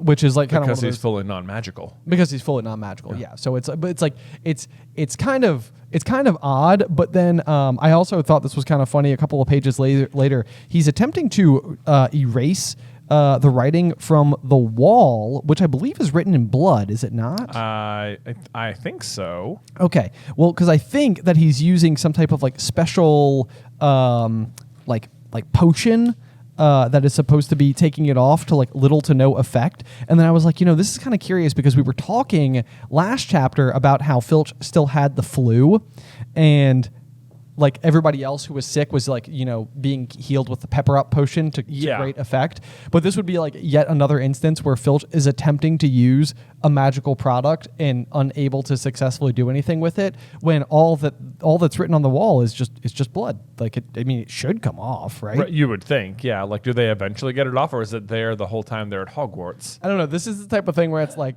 guys, you gotta put like a curtain over it or something. I know, right? Cover it with a cloth. Right. do something there. It's not safe for the students to just keep walking by that. Anyway, but yeah, so his insecurity about being non-magical is definitely coming out, and he is certain that Harry would have done this simply because he saw the quick spell letter, which, as a reminder, again, is not really a course for squibs. Right. It's more for people trying to like brush up on their actual like magical abilities. Right. So it's kind of like one of those things like, what do you think the quick spell is going to do? Yeah, nothing. You can't do magic. It's not a matter of understanding. Right. So there's that. And then Snape comes in with his interrogations, where he seems to be coming to their defense at first. Potter and his friends may have simply been in the wrong place at the wrong time, which I always read. I'm like, I don't even feel like Snape would say that. But then he asks, like, why was he in the upstairs corridor at all? Why wasn't he at the Halloween feast? And it's like, to me, I think this is like almost a silly question. Like, they weren't standing outside of a bathroom, Oh, sure. Yeah, yeah. Maybe they just went to the bathroom. Was there a bathroom off the Great Hall? I don't know. We don't know. Right. Yeah. Maybe. Yeah. No, I mean, that I think that totally makes sense. It's also like one of those things where it's like, is it bad to skip a feast? Could you not just do that? I know. Certainly, you said every single student was in there right then. Right. Yeah. I don't know. And then there's this like big like hinge. The whole story could have gone a whole different way right here. It seems like maybe this was like we talked about in the comments or in the review last week from one of the questions, but it's they ask Harry like, why go up to that corridor? And Harry says something told him it would sound very far-fetched if he told them he'd been led there by a bodiless voice no one but him could hear. And it's like, actually, that would have been super helpful information. Like, if you had just spoken up right here, the whole plot goes a different way. This is like one of those situations where it's like, I need to have Harry not just go ahead and give them all the information, because we could pretty much solve it right away. I know. Yeah. This is like one of those moments too, though, where it's like you can't tell if Snape is almost as bad as Filch, where he's just got like his own, or not Filch rather, but as Lockhart, but where he's just kind of like got his own agenda inside of the situation. Because Harry just like ends that with like, because we were tired and we wanted to go to bed, he said.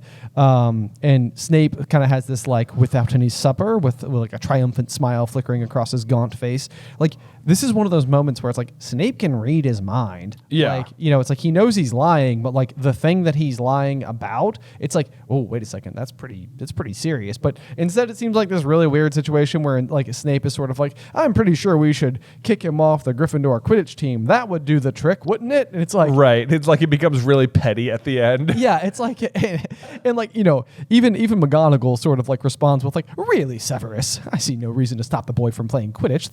The cat wasn't hit over the head with a broomstick.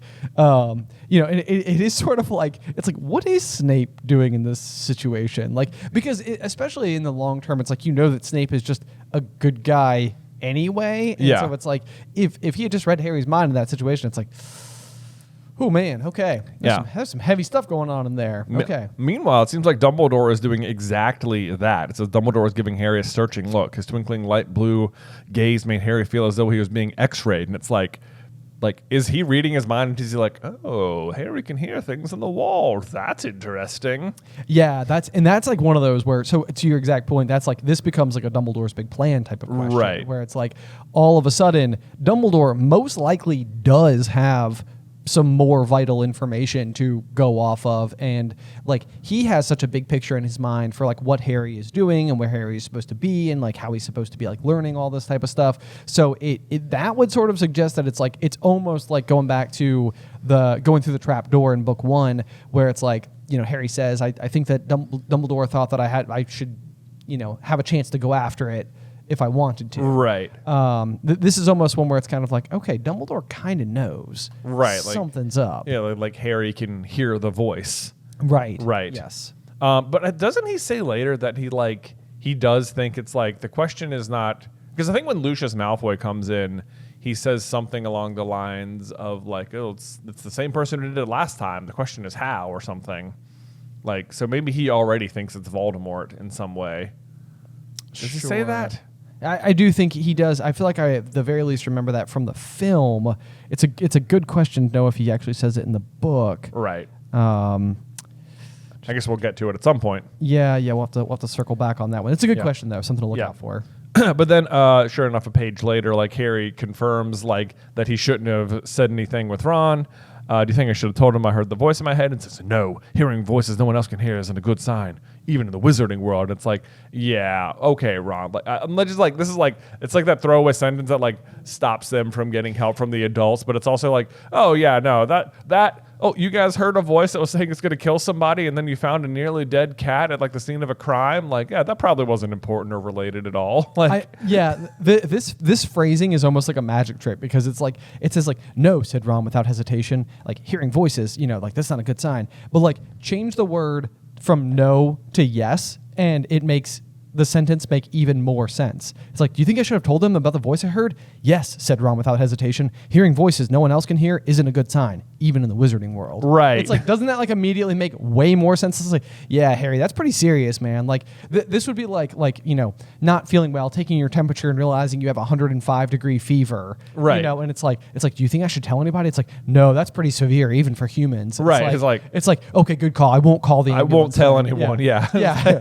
I don't want to want to like alarm them or something. Right. Yeah. So, but you're exactly right. I mean, this is the moment in the story where like what is happening is the story is a lot less interesting if adults are simply able to help. So Harry needs to be able to figure it out. Right. This is like the sentence where the burden is now put on Harry, Ron, and Hermione instead of the adults. Exactly. Yeah. Exactly. Yep. So either which way, then we move on down, and Ron explains what a squib is. Yes. Which, you know, it's even his delivery is kind of interesting. He says, well, it's not funny really, but has its filch. A squib is someone who was born at the wizarding family, but hasn't got any magic powers. I actually do sort of appreciate this, but like, because, you know, I feel like Ron is like, Filch is kind of like a pain himself, you know, like in general, like this is not really something you like make fun of, like, you know, which I think is good for House Weasley a little bit, because I do feel like, once again, this is an instance where like, you know, Arthur and Molly will have like ingrained into their children, like, it's like, this is not something to like, be hard on somebody about, or something. You know, it's like, isn't there someone in the wizarding family like, oh, he's an accountant, we don't really talk about him? I do think there is a line. Yeah, that's something like that. Yeah. But he also gives us another qualification. Well, I mean, he says born into a wizarding family, which just made me think like, well, do we know anything about Filch's family? It's like, Nope, not that I'm aware of. No, none whatsoever. None whatsoever. Yeah. So, maybe he's still not squibbing it. All poltergeists all the time. Actually, and then speaking to Filch, though, the next page, they sort of talk about the day, or there's what happens in the aftermath, and Filch is like staking out the scene of the crime as though he thought the attacker might come back, and it was like, I just highlighted that as like, that's probably actually pretty effective. Right, yeah. Like, because it's like, that is where the entrance is, and like nothing happens while he's doing it, so. Right, yep, Yeah. that's a good point. Like, that's a good point. Yep. Yeah, here we go. This is what he's been doing, though. Harry had seen him scrubbing the message on the wall with Mrs. Scour's all-purpose magical mess remover, but to no effect. The words still gleamed as brightly as ever on the stone. Yeah, it does seem like that probably should work. Like, what could Ginny have done to make it like so permanent? I know. Yeah. Yeah. That's a good question. I don't know either. And do they ever get it off? Also a know. good question. Yes. Yeah, I mean, surely at some point, this feels like another one of those like the Weasley twins swamp, the portable swamp, Right. and like Flitwick can like get rid of it with like a flick of his wand. Although it does seem odd that they wouldn't just do that. Yeah, like anyway. when they do it right away. Yeah. Yeah, don't let the students continue to be like, horrified by it. Right. Yeah. But then the next thing we get is a bit more of that lean where like once you know the full story, everything makes a bit more sense. But like Ginny Weasley seemed very disturbed by Mrs. Norris's fate. According to Ron, she was a great cat lover. Yeah. And it's a very light way to sort of be like, oh yeah, no, she just likes cats. So like that's what it would be. I mean, every time there's like here's everything that's happening in the castle now. It'll always mention Ginny, and it'll always like actually throw shade at her, but appear to do the exact opposite. Yes. Yeah. Yep. Exactly. So even in the last chapter, I think it was like the flu. It's like Ginny Weasley was looking pale lately, but probably the flu that's going around. Right, because Almost everyone else certainly. has it, and it's Right. like, Yeah, but it's not the flu. So it's funny how it's like you keep noticing that something's wrong with Ginny, and maybe that was like the big thing is that it'd be like why would nobody notice that Ginny was having like a super rough year? And it's like, oh no, they were noticing. They just kept dismissing it for something They kept else. dismissing it. Yes. Yeah. I love that Ron tells her like stuff like this doesn't often happen at Hogwarts, and I was just like, yes, it does. just like only like every single Just year. like every year you've been there, basically, whatever. Right. No big deal. Last year at about this time, you had just fought off a mountain troll, had you not? Right. In a bathroom, nonetheless. What is it with the bathrooms? I don't know. Yeah. Big place for action there at Hogwarts. Yep. Moving on to the next page, I thought this was just sort of kind of like interesting, but they're talking a little bit about like the homework that they're doing, which is something for Professor Binns, the Medieval Assembly of European Wizards. I always think it's interesting that they describe the assignments as like length of scroll, I guess, or parchment. So a 3-foot long composition is what they've been writing. And then Ron says, "I'm still 8 inches short," said Ron furiously, letting go of his parchment, which sprang back into a roll.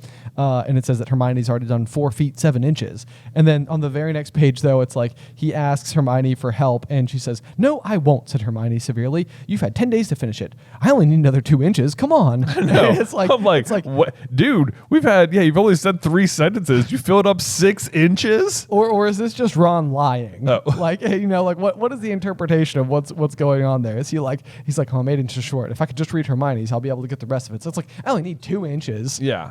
Maybe. Some real Lockhart. I'm imagining him doing some sort of like Photoshop magic where he's like drawing like a big box around his text and he's like stretch or something. Right. No, it reminds me of when I was in high school and college. I think one of the things that I would do is like you would go through and do the find all of the periods. And like, you could like enlarge every single like period from like size 12 point font to like size 13 point font. Right. And it would add like an extra like millimeter to like every single time there was a period. And like you get maybe 1 or 2 extra lines there to get to the bottom of those 5 pages. That's so nice. Or if you could, the other one was you could use the font Courier New, which was much wider text. That would make every single letter bigger. And I don't know, maybe your class pioneered this, then mine followed through, because I feel like it was always Times New Roman. That was like the requirement. Oh, maybe. Yeah, sometimes they would say it had to, and sometimes they didn't, and it would be like, oh, if you didn't say it, then no big deal, right? No big deal. Or you could do it, change the line spacing from like to like 1.1 inches or something instead of like 1 inch. All sorts of. No one wanted to write 5 pages. Never.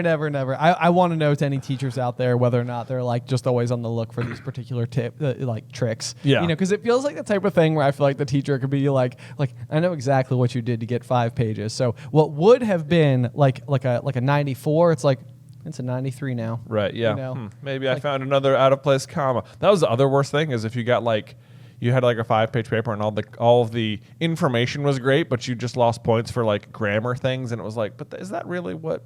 Okay. Yeah. Oh no, I know what you mean exactly. Yeah. It's like the content I wrote was pretty good, Right, though, like right? I clearly had a grasp of the material. Right. I passed grammar in a different class altogether, but this isn't grammar. I know. Anyway, Jeez. yeah, this was Now we're going to go off topic. a total aside rant. So then we move on though to Professor Bin's class, which we could basically get a description of as being just like the most remarkably boring thing ever. Yes. Sort of an interesting thing that happens here is that Hermione raises her hand, which is not the unusual bit, but it's instead to answer a question. It is to ask a question. I know. Which I in think Professor is sort of, Bin's class. in Professor Bin's, who apparently nobody has like ever raised a hand before. Yeah, right. Yeah, something that had never happened before is what they describe it as. This is another one of those where it's like maybe Professor Binns can't learn that much because he gets everybody's name wrong for the next page. Hermione immediately says he says Miss and she says Granger, Professor, and then like 2 sentences later he says Miss Grant. And so it's like clearly he's like not picking up on new information very well. I think what's also interesting, even before they get to class, is that Hermione is going to the library to try and check out a copy of Hogwarts a History. Is that what it is? Yep. Yeah. And they ask her why. She's like, I want to read up on the Chamber of Secrets. And Harry's like, what's that? And he says, that's just it. I can't remember, said Hermione. And I'm just like, oh, as if.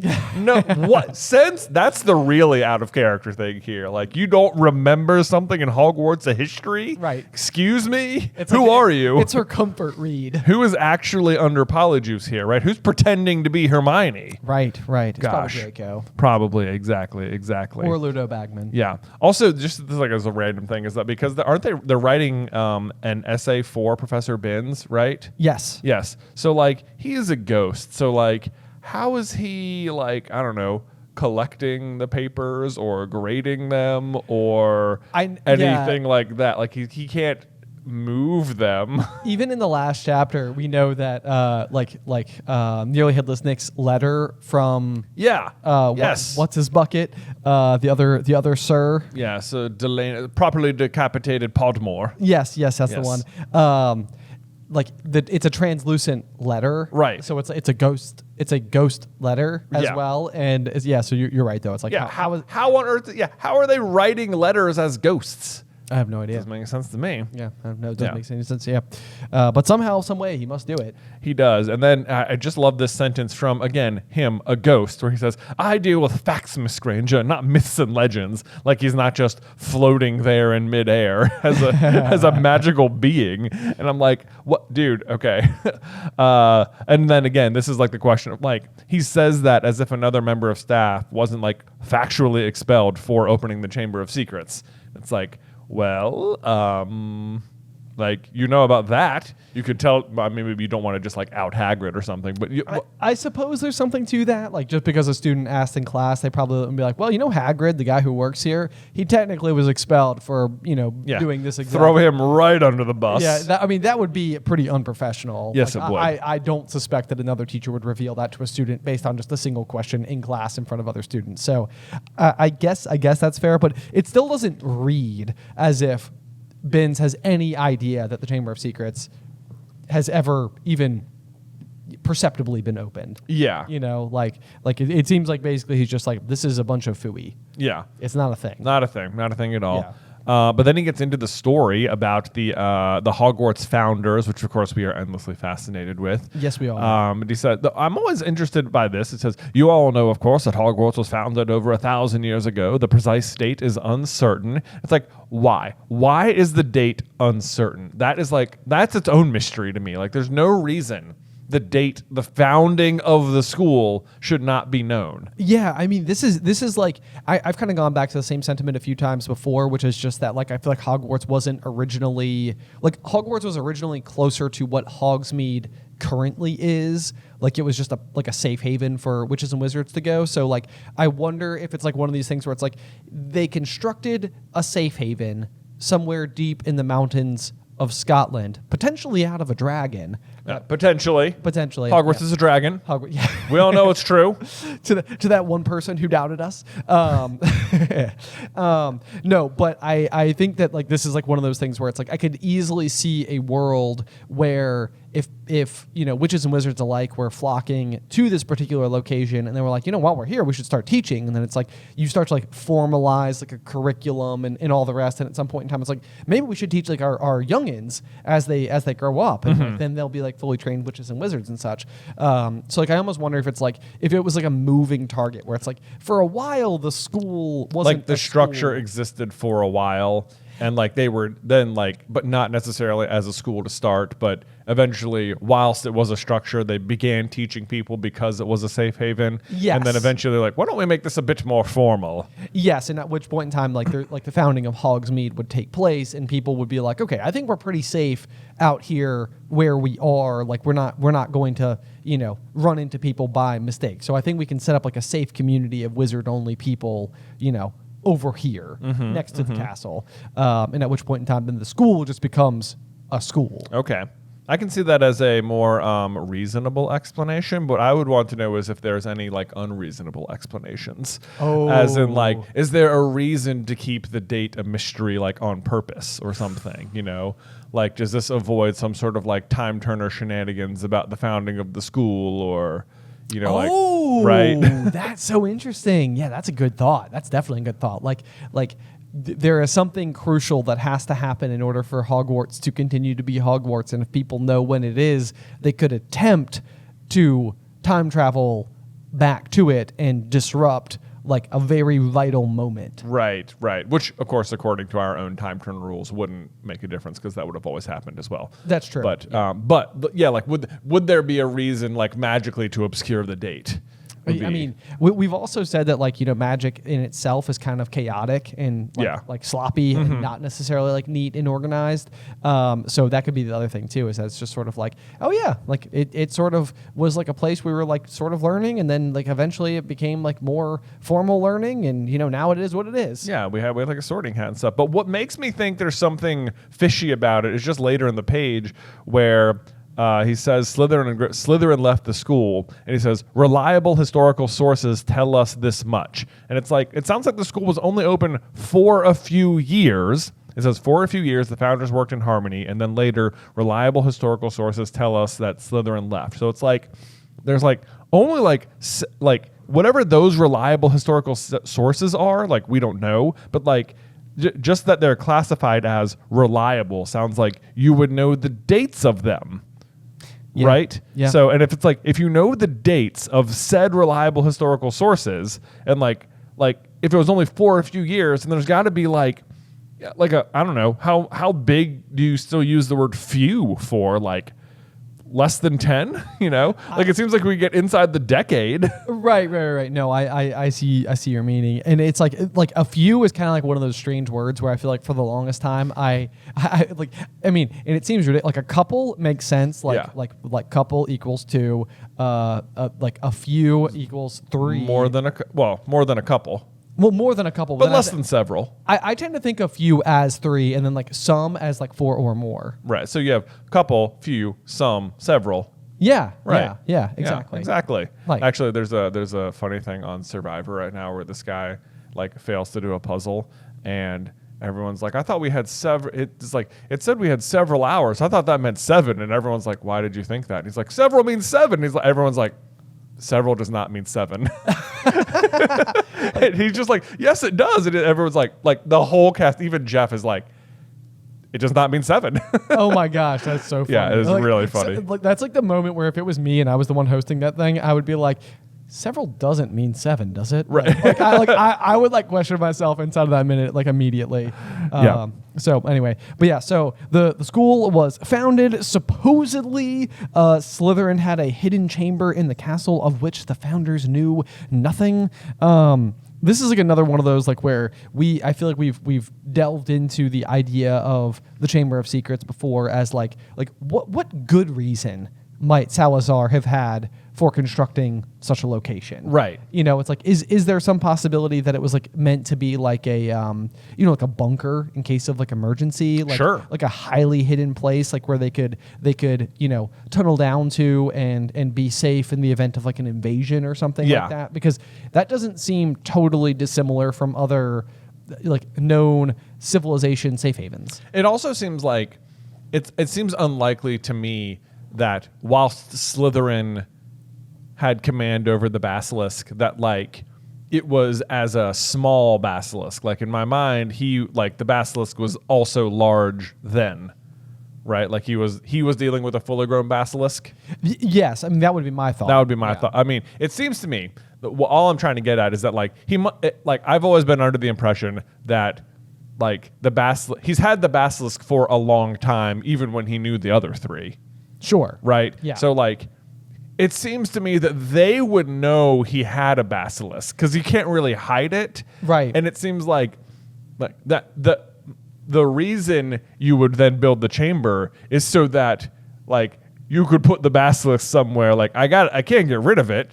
That's my big pet. It's my big pet boy. But like clearly I understand it's a danger. So let me build a very impossible to access place for it to live. Right. It's a safety precaution. It's a safety precaution. But we all love old Bassie.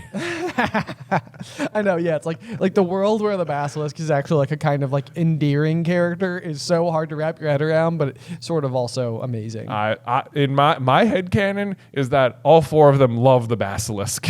It was like their Labrador. Exactly. It's just like, they're all like, man, great. Like we're not going to make you get rid of it. So, of course, if you don't know, our theory about this particular thing is that the reason no one knows what the monster is or where it is or how to access it is because all of that information is kept locked inside of Slytherin's locket. Yes. And that's like the key reason as to like why that would be his artifact. Like whereas everybody else's artifacts are so relevant to like sort of like their skills or ability. Like the diadem of Ravenclaw could like supposedly make you smarter if you put it on, and like Hufflepuff's cup can supposedly turn like water into wine, and the sword of Gryffindor is supposed to represent like Gryffindor's sort of like chivalrousness. Yes, like the willingness to like, duel with like a muggle person with a sword versus like dueling with like a wizard with a wand and that type of thing. So a magic sword. A magic sword forged by goblins, but who's keeping track? Who's keeping track? Right, it's a fair fight. They don't know it's a goblin-made sword. Right. It's fine. No, like what additional abilities that grants it? Who knows? But so the thought there would be that like the major thing that we know that Slytherin had at the school was the Chamber of Secrets, and then the locket is sort of like it's kind of fascinating because oftentimes lockets are used to like hold information about loved ones, which is also kind of an interesting thing because in order to have an heir, Slytherin would need to have a loved one, right? Presumably, yes. right? Right. Or even just offspring who could be the loved one themselves. Exactly. All of which, like, if the belief is that Slytherin's heir was supposed to be able to like enter the Chamber of Secrets, like maybe it is supposed to be like this is a locket that will be passed down to, which we know does happen. That's what the Gaunts have. It is passed down. Yes, exactly. Right. Exactly. Yes, and so it's effective. Right. So like and maybe and the like we only know about Tom Riddle opening the Chamber of Secrets 50 years ago, but like canonically, the Gaunt family has opened it over the years as well. Never to unleash the basilisk, but they have like found it. They have entered it. Is it like for plumbing They reasons? do like update the plumbing. Yeah, yes. This is like one of those like, oh, there wasn't indoor plumbing back then. They added plumbing. The Gaunts, they did it. Yeah. Hooray. And that's the funny one because it means that like the little snake on the pipe that like signifies like, hey, this is like a snaky place here inside of this girl's bathroom. It's like that means like one of the members of like the Gaunt family likely inscribed that snake in practically that gave it away. Yeah, like otherwise Salazar was like, dude, I had it so well hidden. What the heck, y'all? What the heck? It's like leaving a little breadcrumb for someone I know, to but find. that means that he didn't leave the snake there, which means they must have found it somehow, and the one thing they have from him is the locket. Yep. So it seems to me that prior to becoming a Horcrux, the locket is like a Fidelius charm for information about the chamber, which is why no one can. It's like if Voldemort walked past Godric's Hollow, like he wouldn't be able to see the Potter's house. Yeah. You know, it's like the same thing, but with the chamber. It's like in my mind, they all used to know it existed for the purpose of housing the basilisk. Sure. And it's like now they're like, we know he made a something, and there was something in it. What? What was it? Like, yeah, but now that information is like locked off because it's in the locket. So, well, we even know in Deathly Hallows as well that like before Ron destroys the locket with the Sword of Gryffindor, like Harry actually uses Parseltongue to open. Right, it's the same way. Yeah. You open it the same way. Right, yeah. So it's like that's the other thing too. You could always ensure that only your heir would be the one who would be accessing the locket, because the only way to open the locket is through Parseltongue. And if you're thinking, oh, well, then how on earth could Harry have done it? And the answer is because Harry has a piece of Voldemort in him and is effectively acting as the heir when he opens it as well. So it still works. It still works. It all still works. It all still works. Yeah, no, yeah. Anyway, there you go. That's our theory for the locket and what it actually did. Yes, indeed. Yes, indeed. So anyway, but then, yeah, so I feel like I do think that this entire exchange with Professor Binns is kind of interesting, because for someone who was so boring, he's telling a pretty fascinating story or backstory to it's like he can be interesting. He can be interesting, yes, by sort of like explaining everything that he knows about the Legend of the Chamber of Secrets. Yeah. Yep. Oh, goodness. But not just reading from his notes, which, again, how on earth do you have notes right as a ghost? Anyway, let's see. So upon hearing this, Ron laments about how Salazar Slytherin was a twisted old loony, as far as he knows. Enter CarlinBrothers. But that he's the one who apparently started all of like the pure blood mania. And then Harry remembers that he was almost sorted into Slytherin, whereas Ron and Hermione are like, oh boy, I'd leave. Yes, I know. Yeah, this is definitely one of those things where you could almost imagine in like a social setting, especially where your two best friends are saying like their sort of distaste for it. You could imagine how this would all of a sudden be something he would keep very close to his chest. Yeah. Like if they seem a little bit judgmental about this type of thing, like maybe I don't want to let them know. Mm-hmm. Yeah. I could imagine going back to like my middle school self and having occasions where somebody would say like, oh, that's not cool. And it's like, I will definitely remember to never tell you I enjoy that thing. Exactly. Let me go ahead and just slice off that part of my personality, or at least hide it from you for the next 10 years. And then I'll start a YouTube channel and make it cool to like that thing. Okay, cool. Story of my life. Story of my life. Yep. Anyway, so then Harry, Ron, and Hermione just stumble upon the crime scene, which is no longer being guarded by Filch, and just decide, you know what? It can't hurt to have a poke around, which is that's literally what Harry says. And then I forgot this slide. It says getting to his hands and knees so that he could crawl along searching for clues. Like he's immediately like, I'm going to go ahead and solve this. Yes. Yeah. Yes. The thing that I was trying to remember, so I highlighted this because right after crawling on his hands and knees, he says, scorch marks, he said, here and here. Dude, I highlighted the exact same thing. I'm like, what are the scorch marks? I know, that was my exact thought. I was like, left over from that time you transported Norbert? Yeah, I know. Like, does the basilisk's stare also like burn stuff? Right. Yeah. I don't. I have no. There's nothing in my mind that a basilisk connects to flames in any way, shape, or form. Yeah. And I would associate scorch marks with flames. So that's kind of like something else happened in this hallway. I know. Like, what are the scorch marks for? That's not explained. Yep. Yeah. So there's that. Yeah, I'm glad you noticed that because I did too.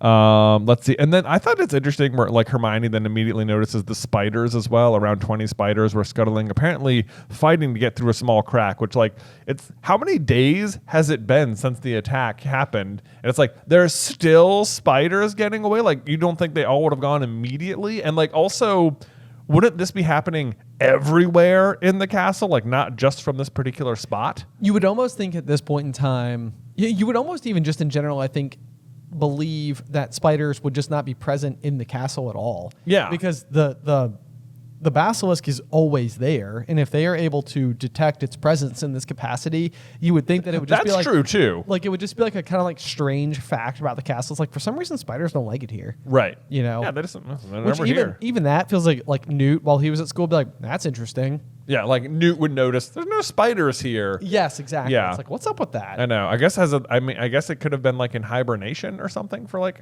1,000 years. I don't know. I mean, that's the other thing too. Is that like, yeah, what is the monster doing down there? What is the basilisk doing every single day of its life? Because it's just got to be so bored. Yeah, so like, bored. I there's guess just nothing eating for me rats to and do. stuff. But Yep. that's got to be so many rats. There's probably no rats at the castle either. That's right. Yeah, it's like oddly pest free. Oddly pest free. We are not sure why. Scabbers is real lucky that he doesn't just get chomped by. That's true. That's true. By old Bassie. Which would have made a huge difference to the overall story. What if the basilisk ate Scabbers? just plain cool. Yeah, the hero. Indeed. I'm so for a world where the basilisk gets rebranded. I know. Yeah, I think it'd be very interesting. To see. I mean, because that's the thing too. It's like, yeah, we just talked about it, like the Chamber of Secrets being a safe haven. But then that's the thing is that like the basilisk was meant to be like a line of defense. Yeah, like if it was meant as like a way to help protect the school. Right. Yeah, from like, vicious muggles or something. Which even Professor Binns even says. What does he say back here? This was a time when magic was feared by common people and witches and wizards suffered much persecution.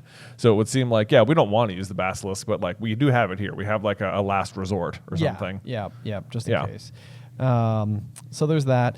We get a little bit of the backstory from Ron, basically describing why he's afraid of spiders. And it says, if you must know, when I was 3, Fred turned my teddy bear into a great filthy spider. And that's like one of those where it's like, Fred would have been quite young at that point in time too. So this must have been like one of those like pieces of magic that happened, like by mistake. Yeah, I think so. Yeah, because he would have been 5. Right. Yeah. So it's like it's not like Fred was like a fully trained wizard at that point in time, like casting spells and such with the wand. Or else he's doing really great magic, wandless magic, transfiguring teddy bears into spiders. Seems like something you would actually do in McGonagall's class. It does. Yeah, it does seem like that. So good for Fred. Maybe he's like secretly great at transfiguration. Let's see. Then they also, addition to the scorch marks, they like remember the water on the floor. Where did that come from? Someone's mopped it up, and it's like, did they solve that either? Like, where did the water come from? Like, I guess because the basilisk comes out of the bathroom. Yeah, right? I mean, like, I feel like eventually Hermione has like the little note in her hand that says like pipes, and so it's like you basically are led to believe that like the way that the basilisk is able to like move through the castle is basically because it can just like travel through the plumbing and stuff like that. But like this is another one of those like where when the movie came out, I was like, wow, that thing is a lot bigger than I was expecting it to be. Right. Like because the basilisk in the movie is freaking gigantic. It is massive. Like when because I remember back when we were reading Chamber of Secrets as kids or whatever, like one of the games I was playing was like Final Fantasy, and like a basilisk is an enemy you can fight in there, and it's like, I mean, it's a big snake, but it's only like as tall as people, not like several stories tall. Right. Yeah. And if you're unfamiliar with like common household plumbing and stuff, like your typical pipes are like 3/4 inch to 1 inch pipes, maybe a 2-inch drain. Right. But like you're not big enough for like a Godzilla sized monster to be like traveling through. Right. I mean, I guess, I don't know, snakes can probably squeeze through small things. This is a big snake. It's a big snake. Big snake. And it's like, so where did the water come from? It's like, I guess like it came out, but it's like the basilisk, like you would think it could just pop up anywhere in the school, but clearly it came out of the actual entrance on this particular occasion. Sure. Right? So it's like, is it wet? Did it like break a pipe or something? And like, because or is it just, where did the water come from? Because otherwise it seems like every time it emerges, there should be a puddle of water. And if it's always emerging from this same bathroom, there should continue to be a puddle every time there's a attack. In my head, there is always water there, but maybe that's just inaccurate. I'm not sure. Okay, well, we'll keep an eye out. Keep an eye out for that. Yep. But yeah, so then we basically go into said bathroom. We get more of like our first exchange with Moaning Myrtle, who is just basically talking about how like difficult life had been and like why she had ended up in the bathroom in the first place. She says, my life was nothing but misery and at this place, and now people come along ruining my death. And so my original note was like, why would you come back as a ghost to this particular place? But I forgot that it's basically because she intended to haunt the person who was tormenting her. Olive Hornby. Yes. Yeah. So hilarious. Although the description of the bathroom is interesting to me. It says, under a large cracked and spotted mirror were rows of chipped sinks. And it's like how can the bathroom be out of order? Like, can't they just like reparo anything. Yeah, that's the other thing that I was kind of struggling with. Like, they sort of say like nobody likes to come into this bathroom because like this is where Moaning Myrtle is. But like, is it the case that people literally don't go to this bathroom at all? Yeah, like it's because Hermione mentioned in the last chapter that it's difficult to like go use the bathroom while Myrtle is like there, but like clearly she has done it because she has experience with Myrtle, so like it's sometimes working. Yeah. But like, I mean, I can understand why it's out of order like right now because it's like the crime scene, but like, why is everything chipped and stuff? It seems like that's easy to repair. Maybe it's from the troll attack last year. Oh, you think it's the same bathroom? Well, I have no idea. I was like, the troll definitely smashed in some sinks and stuff. Well, that's true. That did happen. Chip sinks. Chip sinks. Yeah, could be. I mean, I guess that would that be the right? I don't know. Is it the same bathroom? That'd be funny. That would be funny, yeah. But then where was Myrtle? Right, she's just like, yo, time to go. I'm going to not be here for this. Yeah. Let's see. Anyway, so they talk to Myrtle and then she dives into one of the U-bends and splashes water all over the place, which is just like interesting to note that ghosts like can interact with water. They can displace water. They can displace water. Yeah. Yep. And hold ghost paper. And hold ghost paper. Yep. That's the one. But so then they're exiting the bathroom where they are then stopped by Percy Weasley. And this is another one of those moments where it's sort of like, it doesn't really like allude in any way, shape, or form that like Percy is behaving in an unusual way. But it's another situation where like he happens to be spotted like at the scene of the crime. Right. So once again, this is supposed to be sort of like a red herring situation. And Percy gets all mad at Ron. And he's like, you should not be in there. That is a girl's bathroom. Like, what are you thinking? And he then takes 5 points from Gryffindor. Yes. Which is immediately one of those things where, like, while I was just reading it in real time, I was like, can he do this? Because I really wanted to go back and fact check, because I know later on in the story, Malfoy is taking points from, I think, like Harry and Ernie Macmillan or something. Yeah. And they're like, you can't do that. And he's like, I can because I'm a member of the Inquisitorial Squad. And it seems like the clarification is inside of that moment. It's not that you can't take points from other students, you just can't take points from other prefix, is I think what is specifically written. Oh, really? Yes, inside of that situation. So it seems like you actually can. A prefix can deduct points. I think because of what Percy does here, they can. That's interesting that they couldn't do it. But like he takes them from Harry too, right? Like Who? Malfoy? Yeah. It's a good question. I know that Ernie was the one I think who retaliates and is sort of like, you can't take points from other prefix, and like that's when like he points like his shiny new Inquisitorial Squad badge. Yeah. Interesting. Okay, my interpretation there has always been that like it doesn't seem right that the prefix would be able to like award or dock points because they could so easily tip the scales and like manipulate the house cup, unless the situation was such that they are only allowed to take points and only from their own house. Oh, interesting. Like in that way, it's like they would never do it because it hurts their own cause, but like they have the power in terms of like discipline to like, that gives them something they can do. It does give them something that they can do. I mean, I suppose the underlying premise would be that like only students who they felt were up to the task and responsibility of being prefix would be capable of doing such things, and therefore like hopefully wouldn't be abusing their power. But I know that that's definitely something that I'm saying. Yeah, that's optimistic. Yeah, it's like yeah, like because people never abuse their power. Oh, I know. It's just like, I mean, I was wondering, wonder if you could like only take points away from yours, or like only award points to other houses or something. That would be an interesting way to do it. But even that, I think I'm okay with. They can take points from their house, but not award points in any way, because like otherwise, it's like there's no way Slytherin continues to win for like 7 years in a row. Like, at some point the other houses are like we all just sort of agree whoever's in second place, right? Like everyone just give them like 50 points. Right. So we got to end this dynasty. We got to end this dynasty. Yeah, like, let's go. Come on. Come to an end. Yeah. Yeah. But yeah. So that was the thing that immediately caught me there. I was like, we don't see it happen very often. I don't think it comes up again at all until Order of the Phoenix. So yeah. There's that.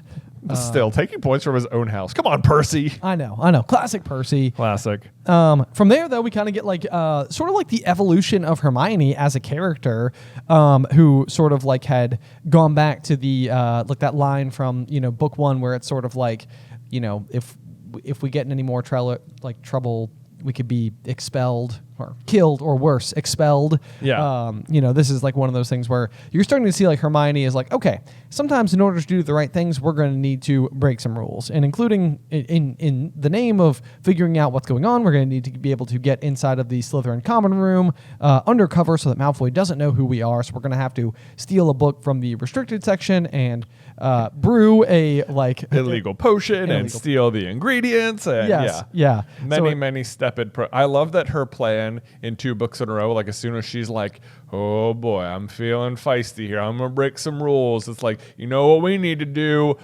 The restricted section. Oh my God. It's like we've looked for everywhere for Nicholas Flamel, not in the restricted section. I know, yeah. It's Have a nice Christmas. And her dastardly plans are like, what if we get different books? Right. Yes. Yeah. Very Hermione way of thinking. Right. This would be like going to like your favorite restaurant and be like, hold on now, I'm going to switch it up. I'm going to order something different today. It's like, what? No way. Yeah, like, exactly. Stepping out from your favorite menu. Also, like not for nothing. I don't want to like rag on Hermione here too much because I enjoy her rule breakingness, but like her plan as it is to get into the Slytherin common room, where she's positive that Malfoy's probably boasting about it in the Slytherin common room right now. If only we could hear him. Like she wants to first steal or find a way to get a book from the restricted section, and then find a way to steal the ingredients for the potion, and then brew the potion, which is already going to be against the rules, and take a month. And it's like, I don't know. I feel like just Harry has an invisibility cloak. You know what I mean? Right. Just follow one of the Slytherins just like to the common follow room. one of them in. Yeah. It's like listen outside the door for the password. Wait till the middle of the night. Go in then. All right, done. Be under invisibility cloak. Be invisible. I know, yeah, you're absolutely correct. It's like one of those things where it's like, if only there was a way to be inside of that room without being noticed in any way, shape, or form. Do we have anything that could potentially achieve that? No, let's make a month-long plan and steal a bunch of stuff. Yeah. That'll totally work. It'll totally work. Yeah. I won't turn myself into a cat. Yep. But so anyway, then in order to get into the restricted section, Hermione is just basically like, I think, said Hermione, that if we just made it sound as though we were just interested in theory, we might stand a chance. And this is in the name of getting a note to go into the restricted section, to which Ron responds, oh, come on, no teacher's going to fall for that. They'd have to be really thick. Yeah. And I wrote next to it, and say it with me, how thick can you get? Oh, so true. I love it. The other reason that bothers me that they don't think of the cloak is that the first time Hermione suggests breaking into the restricted section, Harry's like, cloak. Yes, I know. It's like we've done this move before. Yeah, we've done this move before. Don't even try it. Come on, dude.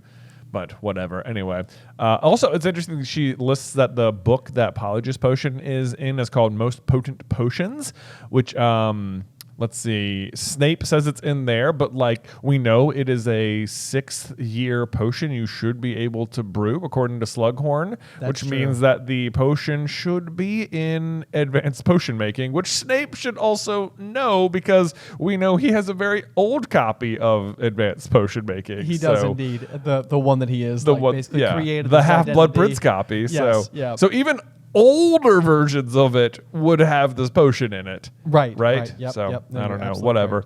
I guess Snape is just sort of like, yeah, don't buy that one. It's only in this one. Polyjuice.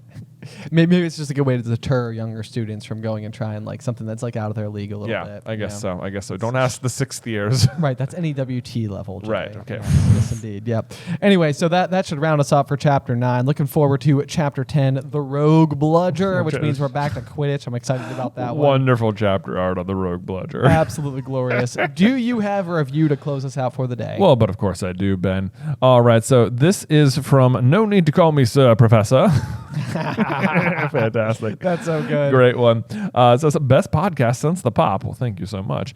I love this podcast so much. It's something I've always wanted but never knew I did. I've been with you guys since year 1, and it's awesome to see your growth. My question is this. Do you see a scenario where Harry keeps the stone and uses it to let the families of everyone who died at the Battle of Hogwarts say their final goodbyes? Maybe he would even hold on to it for long enough so that when Teddy is old enough, he can meet his parents. Oh, goodness gracious. I know. I was like, Man. well, now what an interesting thing.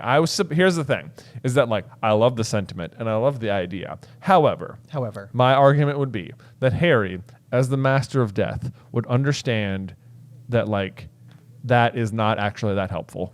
I think that you're correct. And I think like, while I love the sentiment expressed, by "There's no need to call me sir." Is that that's their name. That's their name. Yeah. It does devastate me to think that like inside of the Battle of Hogwarts, both Lupin and Tonks die. Basically leaving Teddy as like an orphan, which is like sort of then like somebody that Harry is going to look after in a capacity, as we know, like going into the epilogue and everything. It's really sad because like we also, started the story with an orphan, and now this is sort of like almost like the baton being passed, right? In a way that you don't want to have happen, right? Like that really is like difficult. And I've even contemplated this a lot. Like I was wondering if there was like a really good reason why all of the Marauders like I was wondering if there was a reason that you could explain why all the Marauders needed to die before Harry could complete his mission, because basically what you end up with, I mean, Peter obviously doesn't show up with the Resurrection Stone, but otherwise James, Sirius, and Lupin all do. Yeah. And then if you want to call Lily like an honorary member of the Marauders by proximity or something, or James's spouse, it's sort of like an interesting one that they're all there to then like walk him into the forest. But I do think that like so much of what's happening inside of that scene is like Harry is doing the thing that everybody else who has sought the Deathly Hallows was attempting to overcome, which is he was going to face death, like on purpose. Like that was his goal, which I think is otherwise largely contrary to people who were attempting to yes, I think so, seek these objects. So I think the unfortunate reality is that any amount of ongoing use of the stone would probably spur on, like I think it would once again make it a highly coveted object. I know. I think like the idea that like, it's nice that like, oh yeah, you could say one final goodbye to these people, but like that's not how it would go down. I don't think like once people knew it was possible to see those people again, like they would always want to. Yes. And they would not. It would feel like you were offering closure, but it would deny them closure. Right. Because then I think that like what would end up happening is lots of people who were dealing with loss would then be sort of like attempting to like bargain a little bit, like they get like stuck in that stage, like, well, maybe there's still a chance, maybe one more time, like maybe I can say that, like the last goodbye. So I don't know. I mean more than anything else, I think it's contrary to the themes of the story. But it is otherwise a beautiful sentiment to imagine a world where young Teddy gets to that does feel like a bit of fan fiction where like Teddy finds the stone in the forest or something. It totally does. Like it seems like a one-off type of situation where he's drawn out into the forest, or here's the call of a werewolf. Maybe. Already like it. It gets out there and ends up stumbling across it. I think that'd be pretty cool. So I want it. I love the question. I love the sentiment. I want it for Teddy, but I think Harry does the right thing. Yeah, I think so. I think so too. But great question. Good consideration. Yes, absolutely. Yes. Well, otherwise, I think that is going to do it. If you have a question for us or just want to, if you just enjoy the podcast, please go leave us a review on whatever podcasting platform you're using. It is very helpful in increasing the discoverability of Through the Griffin Door. So thank you for that. But otherwise, join us next time as we go through Chapter 10, The Rogue Bludger, here on Through the Griffin Door.